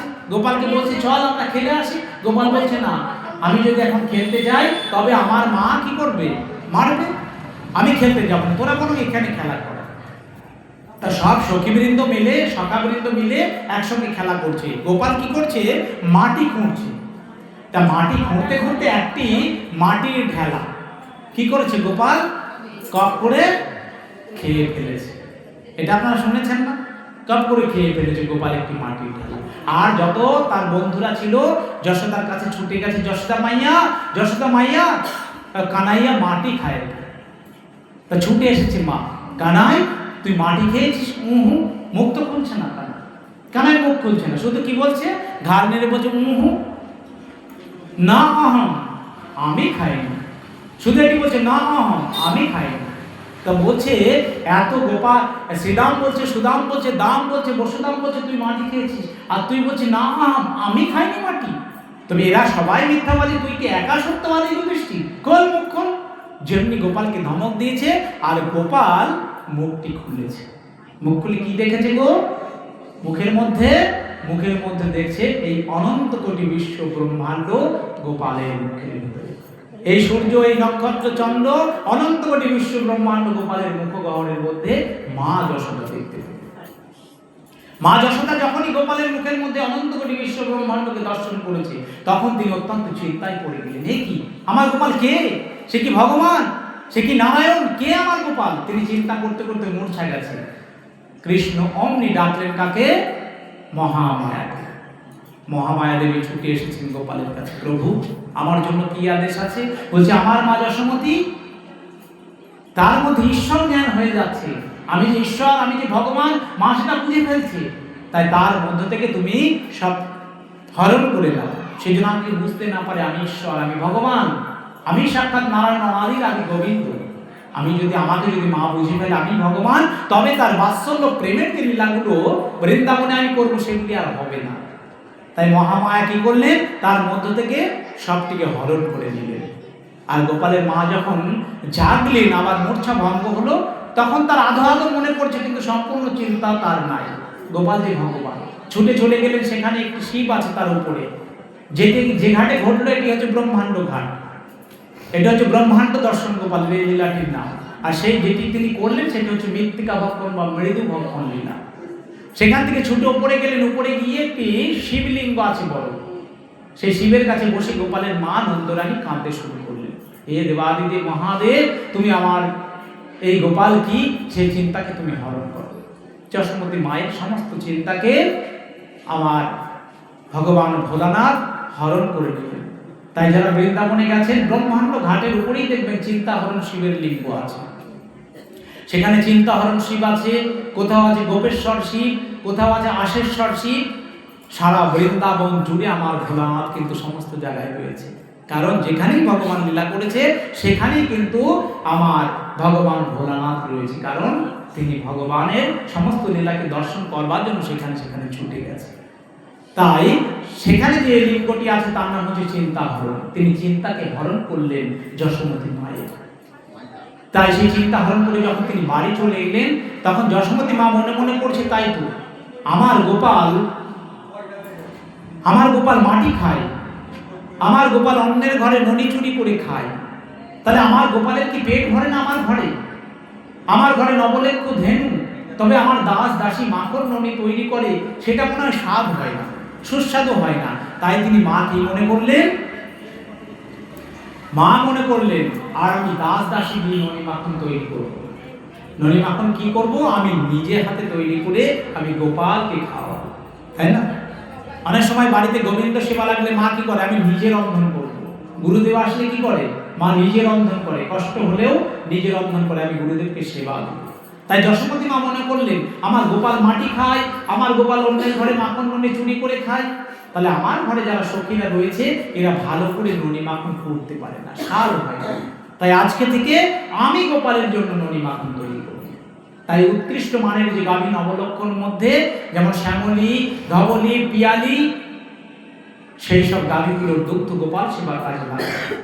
যশোমতী মাতা সকাল সকাল গোপালকে ঘুম পাড়িয়েছে, নিজে শুয়েছে, কারণ প্রভাত কালেই ননি মন্থন করতে হয়, ওই মাখন ননি তুলতে হয়। তা প্রভাত কালে তিনি উঠেছে একটুখানি রাত্রি থাকতে, দিয়ে ঘর ঘর করে তিনি ওই মাখন ননি সব উৎপাদন করছে। আর এমন সময় ছোট্ট গোপালের ঘুম ভেঙে গেছে। গোপালের ঘুম ভেঙে দেখছে মা পাশে নেই। গোপাল দেখছে বিছানা থেকে তাকিয়ে মা অদূরে তিনি ননি মাখন তৈরি করছে। চরণে চেপে চেপে সেই ছোট্ট গোপাল মায়ের কাছে গেছে, চরণটি চেপে চেপে, যেন নুপুরের ধ্বনি মা শুনতে না পায়। তাই চরণটি চেপে চেপে গিয়ে পিছন দিয়ে মায়ের চোখ দুটি, যশোমতী মায়ের চোখ দুটি ধরেছে। তা যেমনি যশোমতী মায়ের চোখ দুটি এমনি ভাবে ধরেছে আবৃত করে, তখন হাত ধরে যশোমতী মা বুঝতে পেরেছে আমার গোপাল। কারণ গোপালের নরম হাত, গোপালের অঙ্গস্পর্শ যে কেউ পেলে কেউ বুঝতে পারবে যে এ ভগবান, তাই না? তাই গোপালের অঙ্গস্পর্শ পেয়ে যশোমতী মা বলছে, আরে গোপাল, তুই এত রাত্রি থাকতে উঠে পড়েছিস বাবা? বলছে, হ্যাঁ মা, আমার না খুব খিদে পেয়েছে। বলছে, খিদে পেয়েছে, তবে ননি মাখন যা খুশি খা। বলছে, না মা, আজকে আমি ননি মাখন খাবো না, আজকে আমি তোমার স্তন্য দুগ্ধ সেবা করব। গোপাল বলছে, আমি তোমার স্তন্য দুগ্ধ পান করবো। যেমনি এই কথা বলেছে, গোপালের মা যশোমতী মায়ের স্তনাগ্রে একবারে দুধের ধারা প্রভাবিত হচ্ছে। দেখুন, যারা বাৎসল্য প্রেমে পড়েছে, কখনো অন্যের সন্তানকে দেখেও বাৎসল্য প্রেমের উদ্গার হয়। সন্তানটি আপনার নয়, এমন একটি সন্তানের সামনে এসে তাকে দেখে আপনার ভালো লাগছে, নিতে মনে হচ্ছে কোলে। সে যদি দুধ খাবো কথাটি বলে, তবে আপনার স্তনাগ্রেও দুধের ধারা প্রভাবিত হতে পারে। তা যশোমতী মাকে কানাই বলছে, মা, আমি স্তন্য দুগ্ধ পান করবো তোমার। তা যেমনি বলেছে, যশোমতী মায়ের বয়স তখন 84 বছর। 84 বছরের মায়েরও স্তনে দুগ্ধ ধারা প্রভাবিত হচ্ছে, স্তনে দুগ্ধ এসেছে, টপ টপ করে দুগ্ধ পড়ছে। আর গোপালকে বলছে, গোপাল, তুই দুগ্ধ খাবি, খা। মায়েরা সন্তানকে দুগ্ধ দেয় কেমন করে? কাজের সময় একটি স্তন বার করে গোপালের মুখে দিয়েছে, আপনারাও তাই করেন, মায়ের সন্তানের মুখে দেন, আর এক হাতে কাজ করেন, রান্না করেন। আর তখন কি হয়? সন্তানের মুখটাই মাত্র কোলে থাকে, বডির অর্ধেকটা থাকে মাটিতে, তাই না? তা খাবি, খা। আর মা কি করে? তার সঙ্গে সঙ্গে কাজ করে। এক মা অনেক রূপ। তা গোপালকে তেমনি খাওয়াচ্ছে, গোপাল আস্বাদন করছে। আর গোপাল বলছে, মা, তুই আমাকে দুগ্ধ দিচ্ছিস, এত কিছু করছিস, কার জন্য? বলছে, গোপাল, আমি তোর জন্য করছি এই ননি মাখন, কারণ তোকে আমি সব থেকে বেশি ভালোবাসি। মা, তুই আমাকে এত ভালোবাসি? বলছি, হ্যাঁ রে গোপাল, তুই যে আমার প্রাণ, তোকে ছাড়া আমি কিছুই জগৎ সংসারে এত ভালোবাসি না, তুই যে আমার প্রাণ গোপাল, তোকে সব থেকে আমি বেশি ভালোবাসি। বলছে, তাই মা? বলছে, হ্যাঁ। তা গোপাল একটি স্তন্য দুগ্ধ পান করছে, আর ওই জাল দিতে দিয়েছে আর এক হাঁড়ি দুগ্ধ। ধবলী, শ্যামলী, পিয়ালির যে দুগ্ধ, সবটাই তো ননি মাখন হচ্ছে না, গোপাল দুগ্ধ খাবে জাল দিয়ে। তা একটি হাঁড়িতে বসিয়েছে, সেই দুগ্ধটি মনে মনে চিন্তা করলো, আজকে আমি আর গোপাল সেবায় লাগতে পারবো না। দেখুন, পৃথিবীতে মনুষ্য জন্ম নিয়ে যারা গোপাল সেবায়, গোবিন্দ সেবায় নিজেকে উৎসর্গ করতে কখনো না পারে, তার জীবনের কোনো মূল্য নাই। যদি গোবিন্দের জন্য দুটো ফুলও তুললাম না, গোবিন্দের জন্য মালাও গাঁথলাম না, গোবিন্দের নাম গুণকীর্তন যেখানে হয় সেখানেও গেলাম না, না জানলাম আরত্রিক বাতি, না ঘষলাম চন্দন, না করলাম তাকে আরতি, তাই না? কোনটি করলাম না, তাহলে কি হলো? গোবিন্দ সেবায় লাগলো জীবন কি? লাগলো না, বৃথা। তেমনি ওই হাড়ির দুগ্ধটি মনে মনে করছে, ওই স্তনের দুগ্ধ পান করে যদি গোবিন্দের আজকে পেট উদর পূর্তি হয়ে যায়, তবে আমাকে তো আজকে সেবা করবে না। তবে আমি যে এত বড় মনে আশা নিয়ে এই গোপালের ঘরে এসেছি, হাঁড়িতে টকবক করে ফুটছি, তবে আমাকে তো সেবা করবে না, তবে কি আমার জীবন গোবিন্দ সেবায় লাগবে না? যদি গোবিন্দ সেবাতেই এই জন্ম না লাগলো, তবে এই জন্ম আমি রাখবো না। সেই দুগ্ধটি মনে করছে, হাড়ির দুগ্ধগুলি, আর দুগ্ধগুলি আগুনের তাপে যখনই তিনি ফুলে ফেটে উঠেছে, তখন ধেয়ে পড়ছে আগুনের মধ্যে। কারণ যে জীবন গোবিন্দ সেবায় লাগে না, সেই জীবন থেকে কোনো লাভ নাই। সেই জীবনকে আমি আগুনে কি করলাম? আগুনে পুড়িয়ে দেব আমি আমার জীবনটিকে। তাই দুগ্ধগুলি ঝাঁপিয়ে পড়ছে আগুনে।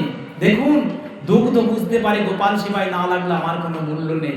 কিন্তু আমরা এত দামি জন্ম পেয়েছি, মনুষ্য জন্ম, দামি মনুষ্য জন্ম পেয়ে আমরা বুঝতে পারলাম না গোপাল সেবায় না লাগলে জীবনে বৃথা। হাড়ি থেকে দুগ্ধ যখনই ঝাঁপিয়ে আগুনে পড়ছে, তখনই গোপালের মা নন্দরানী বলছে, গোপাল তুই সর সর। গোপাল বলছে, কেন মা? তুই যে একটু আগেই বললে আমি তোর প্রিয়, আমি তোর প্রাণের প্রাণ। কি হয়েছে মা? আমি তো তোর দুগ্ধ সেবা করছি। বলছে, সর, ওই হাড়ির দুগ্ধটি পুড়ে যাচ্ছে, অমঙ্গল হবে সংসারে, তাকে রক্ষা করতে হবে, ওটি তোকে আরেকবার খাওয়াবো আমি। গোপাল বলছে, না মা না, আমি তো তন্ন দুগ্ধ পান করছি তো। আর দুগ্ধ ধারা ঝাঁপিয়ে ঝাঁপিয়ে পড়ছে আগুনে। গোপালকে কি করেছে? ছুঁড়ে ফেলে দিয়ে যশোদা ছুটে গিয়ে সেই হাড়িটিকে রক্ষা করছে, দুগ্ধটিকে। আর কি হয়েছে? একটি স্তন্য দুগ্ধ যখন পান করছে গোপাল, আরেকটি স্তন্য দুগ্ধের ধারা প্রভাবিত হচ্ছে। ওই স্তনের দুগ্ধটি মনে মনে কি করছে জানো? আমি তো এই স্তনে রয়েছি, বাম স্তনটি গোপাল পান করছে, আমি তো ডান স্তনে রয়েছি।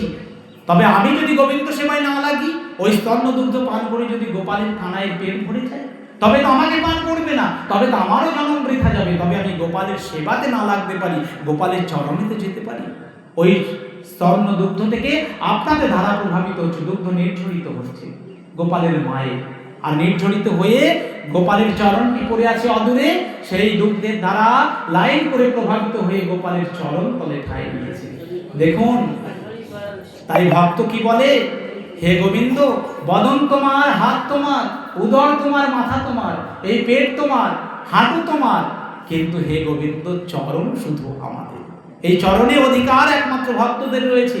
তাই ভক্তরা গোবিন্দকে যেমন করে নিয়ে যেতে চায়, চরণের সাহায্যে তার বাড়ি অবধি তিনি টেনে নিয়ে চলে যেতে পারে। তাই চরণে অধিকার কাদের? চরণে অধিকার সকল ভক্তদের। তাই সেই দুগ্ধের ধারাটি মনে করছে, আমি গোবিন্দ সেবাতে না লাগতে পারি, গোবিন্দ চরণে তো আমি আশ্রয় নিতে পারি। তাই সেই দুগ্ধের ধারাটি প্রভাবিত হয়ে গোবিন্দ চরণের কাছে গিয়ে ঠাঁই নিতে। যশোমতী মাতা গোপালকে ছুটে ফেলে দিয়ে ছুটে গিয়ে দুগ্ধকে রক্ষা করছে। আমার কানাইয়ের বড় ক্রোধ হয়েছে, কানাইয়ের বড় রাগ হয়েছে।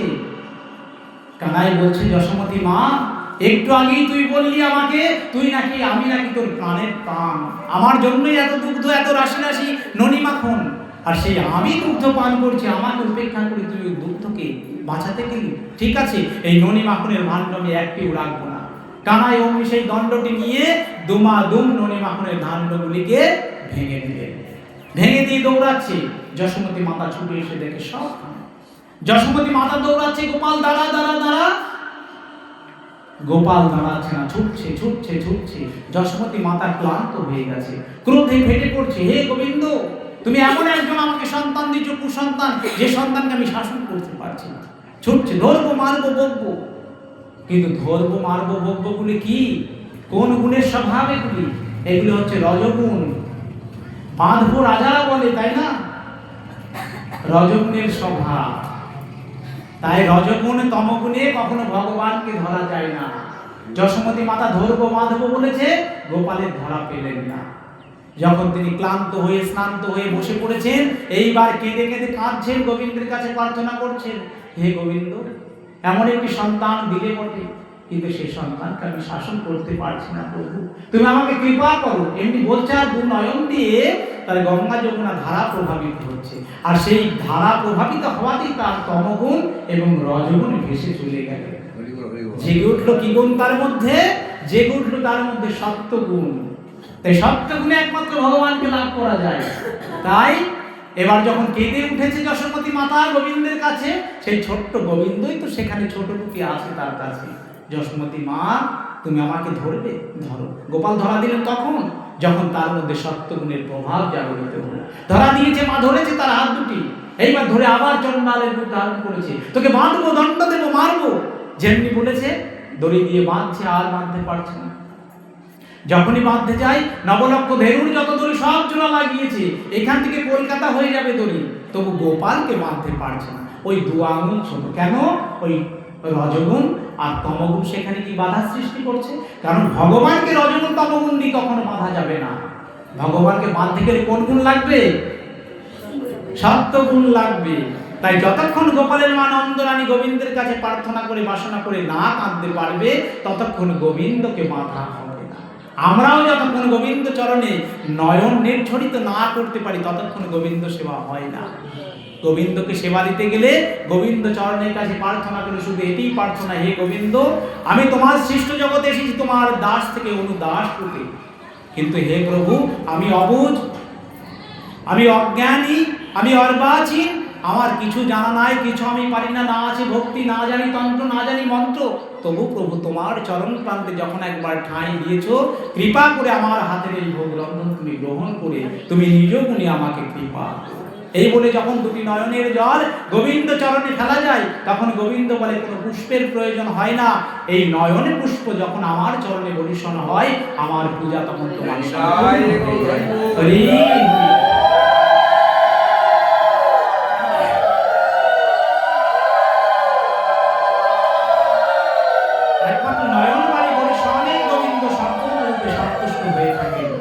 তাই যশোমতী মাতা বাঁধতে পারছেন। এবার যখন নয়ন যুগল একত্রিত করে গোবিন্দের কাছে আবার প্রার্থনা করছে, হে গোবিন্দ, পুত্র সন্তান দিলে বটে, ধরলাম বটে তাকে, কিন্তু তাকে তো আমি বাঁধতে পারছি না। প্রভু কৃপা করো, শক্তি দাও সন্তানকে শাসন করা, প্রভু একটু কৃপা করো।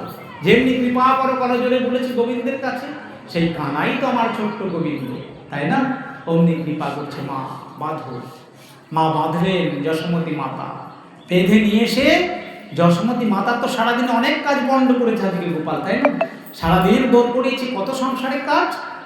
তা মা বলছে তোকে তো বেঁধেই রাখবো, তা বাঁধি কার সাথে? বাঁধি কার সাথে? কার সাথে বেঁধেছিল গো মা? উদখলের সঙ্গে, তাই না? উদখলের সঙ্গে গোপালকে বাঁধলেন। গোপাল তুই বাঁধা থাক, আর আমি সংসারের কাজ কর্ম করি, দেখি তুই সাজা পাস কিনা। তা যেমনি সেই সময় হয়েছে, অমনি দেবর্ষি নারদ গোপালের কাছে এসেছে। এসে কি বলছে গো? এসে বলছে, প্রভু, এই সংসার জীবনে যে দুটি বৃক্ষ তোমার সম্মুখে দাঁড়িয়ে আছে উঠানে, সেই বৃক্ষ দুটির নাম কি গো? জমাল, অর্জুন। জমাল শব্দের অর্থ যমজ, আর অর্জুন একটি বৃক্ষের নাম। জমাল অর্জুন শব্দের অর্থ যমজ বৃক্ষ। প্রভু, তোমার সম্মুখে যে বৃক্ষ দুটি হাজার হাজার বছর ধরে দাঁড়িয়ে আছে, তারা উদ্ধারের আশায় বসে আছে, তাদেরকে তুমি কৃপা করবে না প্রভু? তোমার আশাতেই তো এরা দিন গুনছে।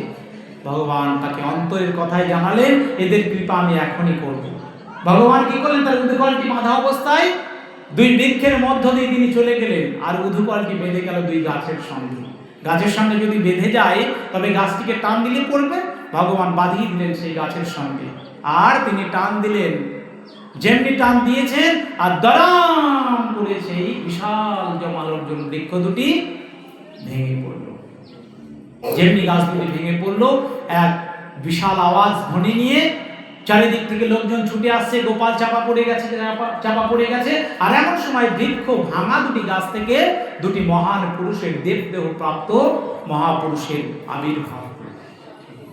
তাদের শঙ্খচক্র গদাপদ্ম ধারীর নাই, তাদের চতুর্হস্ত, দেবসজ্জায় তারা সজ্জিত।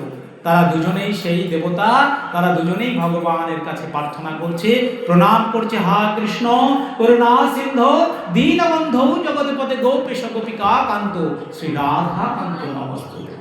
আমি তোমাকে প্রণাম করি হে প্রভু, তোমার স্তোত্র গাই, তুমি কৃপা করেছো আমাদের। তাদের পরম উদ্ধার করলে ঈশ্বর তাদের কৃপা করলেন, মুক্তি দিলেন। তো এরা দুজন যে বৃক্ষ ছিল, এরা কারা? বলছে এরা দুজনেই পূর্বের ঘটনা। এরা দুজনেই হচ্ছে লক্ষ্মীর যে ম্যানেজার, অর্থমন্ত্রী। কে লক্ষ্মীর অর্থমন্ত্রী কাকে বলা হয়? লক্ষ্মী যার উপরে অর্থ ভাণ্ডারের দায়িত্ব রেখেছিলেন মমতা বন্দ্যোপাধ্যায়, আমাদের এখানকার। কিন্তু সেই জগতের দায়িত্ব লক্ষ্মী দেবীর, যিনি ভাণ্ডার রক্ষা করেন, অর্থমন্ত্রী, ধনপতি কুবের। হ্যাঁ, এই জন্য লক্ষ্মী দেবীর পূজার সঙ্গে সঙ্গে ধনপতি কুবেরেরও পূজা করতে হয়, নাহলে কৃপা হবে না, ধন পাওয়া যাবে না। তাই ধনপতি কুবেরের দুই সন্তান। ধনপতি কুবেরের দুই সন্তানের নাম কি? একটার নাম হচ্ছে মণিগ্রীব আর একটার নাম হচ্ছে নলকুবের, তাই না? তা নলকুবের এবং মণিগ্রীব তাদের পিতা অর্থমন্ত্রী। তা বর্তমান জগতে যাদের ছেলেপিলের বাবা অর্থমন্ত্রী হয় বা যে কোনো মন্ত্রী হয়, তাদের ছেলেপিলের চলাফেরা একটু গতিতে হয়, তাই না? তারা গাড়িও চালায় 100-র উপরে, আর যা কিছু করে সবই তাদের গতিতে হয়, তারা কাউকেই কোনো মান্যতা দেয় না। তা ঠিক সেই সময় সেই লক্ষ্মীদেবীর ম্যানেজার ধনপতি কুবেরের দুটি সন্তান মণিগ্রীব এবং নলকুবের, তারাও পাওয়ারফুল সন্তান। তারা কি করেছে, কিছু অপ্সরা নিয়ে তারা একটি কি নদীতে বা কুণ্ডে স্নান করতে এসেছে। তা স্নান করছে নির্জন একটি কুণ্ডে। তা সেখানে সকলকে নগ্ন করেছে তারা, সে নারীগুলিকে, অপ্সরাগুলিকে নগ্ন করেছে। তারা নিজেরা নগ্ন হয়ে একত্রে জল কেলি করছে সেখানে। আর এমন সময় দেবর্ষী নারদ আকাশপথ দিয়ে সেখান দিয়ে গমন করছে। আকাশপথ দিয়ে যেদিকে সেখানে থমকে দাঁড়িয়েছে, দেখছে অর্বাচীনের মতো কাহিনী। দেবর্ষী নারদ যখন সেখানে গিয়ে দাঁড়িয়েছে তাদের সম্মুখে, আর সেই অপ্সরাগুলি লজ্জায় তারা মস্তকগুলিকে হেঁট করে দেবর্ষীর কাছে ক্ষমা ভিক্ষা চাইছে। তাদেরকে দেবর্ষী ক্ষমা করে দিলেন। কিন্তু ওই নলকুবের এবং মণিগ্রীব ওরা বৃক্ষের ন্যায় দাঁড়িয়ে থেকে সম্মান দিলেন না দেবর্ষী নারদকে, বরং তারা তাকে উপেক্ষা করতে লাগলেন। দেবর্ষী নারদ অত্যন্ত কঠিন হয়ে গেলেন। তিনি তাকে অভিশাপ দিলেন যে তোমরা ধনপতি কুবেরের সন্তান, আর তোমাদের আচার আচরণ এমনি, তাই তোমাদের আমি অভিশাপ দেব। তাই তিনি অভিশাপ দিলেন। কি অভিশাপ দিলেন? অভিশাপ দিলেন যে তোমরা বৃক্ষের মতো দাঁড়িয়ে আমার সম্মুখে হা করে হাসছো, তাই তোমাদের আগামীতে বৃক্ষ জন্ম প্রাপ্ত হবে। যেটি বৃক্ষ জন্ম প্রাপ্ত অভিশাপ দিয়ে দিয়েছে, তারা কিভাবে তার চরণ জড়িয়েছে। যারা অভিশাপ দেয় তারা কৃপাও করে। দেবর্ষী নারদ কৃপা করলেন। কি কৃপা করলেন? কৃপা করলেন, ঠিক আছে, আগামী দাপরের অন্তে যখন ভগবান কৃষ্ণের আবির্ভাব হবে, সেই কৃষ্ণ যেদিন তোমাদের সেই বৃক্ষ জনম থেকে মুক্ত করবে, সেদিন তোমাদের পরম মুক্তি লাভ হবে। তা সেই দুজনের এই কৃষ্ণ জনমে তাদের সেই পরম মুক্তি লাভ করানো হবে। আর এদিকে সেই গ্রাম করে যে শব্দ হয়েছে, তার থেকে চারিদিক থেকে সবাই ছুটে এসেছে। কৃষ্ণ তো মাথা ছিল, গাছের নিচে পড়লো নাকি, সবাই ছুটে এসেছে। যশোমতী মা, নন্দরানী, গোপী সকলে ছুটে এসেছে, হা কৃষ্ণ, হা কৃষ্ণ। যখনই ছুটে আসলেন, ছুটে এসে নন্দ মহারাজ দেখলেন যে দুটি বৃক্ষ পড়েছে, তার মাঝখানে তার পুত্র সন্তানটি রয়েছে, তার গায়ে কোনো আঘাত লাগেনি। তার দড়িগুলি খুললেন যশোমতী মা এবং নন্দ রাজা, খুলে নিয়ে তাকে কোলে নিলেন। আর ক্রন্দন করছে আর বলছে, না, আর এই গোকুলে আমরা আর থাকবোই না, এখান থেকে আমরা বিদায় নিয়ে চলে যাব কোথায়? নতুন একটি জায়গায়। তাহলে সেই বন্ধনকে খুললেন কে? ভগবান কৃষ্ণের যে দড়ির বন্ধন, সেটিকে খুললেন কে? তার পিতা নন্দরাজ এবং যশোমতী মা তাকে কোলে নিলেন, আদর করলেন। তাই এখানে কি বললেন? এই শাস্ত্র এটাই বলছে, যারা এই দামবন্ধন লীলাকে আস্বাদন করলেন, এতক্ষণ এই দামবন্ধন লীলা আস্বাদন করলেন যারা, তা ভগবানের যে দাম, যে দড়ি খুলে দিয়েছিলেন যশোমতী মা এবং নন্দ মহারাজ, এবং ভগবান কৃষ্ণ বলেন এই দামবন্ধন লীলাকে যারা আস্বাদন করলেন, আমি তাদের জীবনের যে দরজা, প্রত্যেকের যে দড়ি দিয়ে বাঁধা রয়েছে সংসার জীবনে, আমি তাদের সেই দড়ির বন্ধন থেকে তাদের আমি মুক্তি প্রদান করব। ভগবান এত কৃপা এই দামবন্ধন পাশের মধ্যে দিয়েছে, এবং এই দামবন্ধন লীলাকে যারা আস্বাদন করলেন তাদেরও সেই কৃপা তিনি প্রদান করবেন। তাই জয় জয় দামোদর ভগবান কি, জয় জয় ভগবান কি, জয় জয়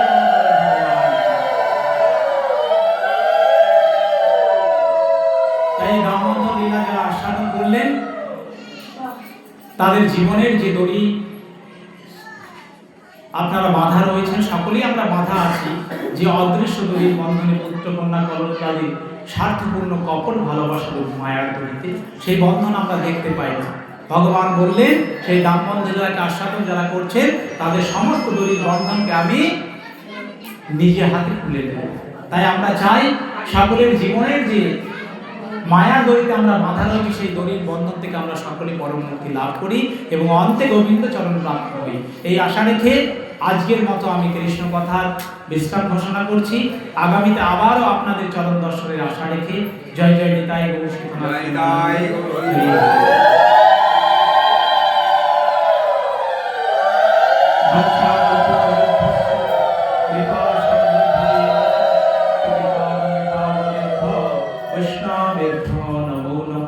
অধমের নিবেদন প্রেমী ভক্তের প্রাণধন, সেই মহাপ্রেমের বিন্দু কৃপা করে মোড়ে দিয়ে কৃতার্থ কর ভ্রমণে পার কর এই ভবসিন্ধু। আপনাদের সকলের রাতুল চরণে প্রণাম জানিয়ে আমি অধম কৃষ্ণ কথা আলোচনাতে ব্রতী হয়েছিলাম। আবার সকলের রাতুল চরণে অনন্ত কোটি প্রণাম জানিয়ে আজকের মতো কৃষ্ণ কথার বিশ্রাম রাখছি। সকলের আগামীর মঙ্গল, সকলের ভালো ইত্যাদি ভগবানের কাছে প্রার্থনা করে আপনাদের আগামী ভবিষ্যৎ সকলের কৃষ্ণময় হয়ে উঠুক, সকলের রসনায় জাগরিত হোক হরে কৃষ্ণ মহামন্ত্র। আপনারা যেন সকলে সকাল সন্ধ্যে সকলেই যেন কৃষ্ণ নাম করতে পারেন, এই আশা রাখে গোবিন্দ চরণে রাখে। জয় জয় নিতাই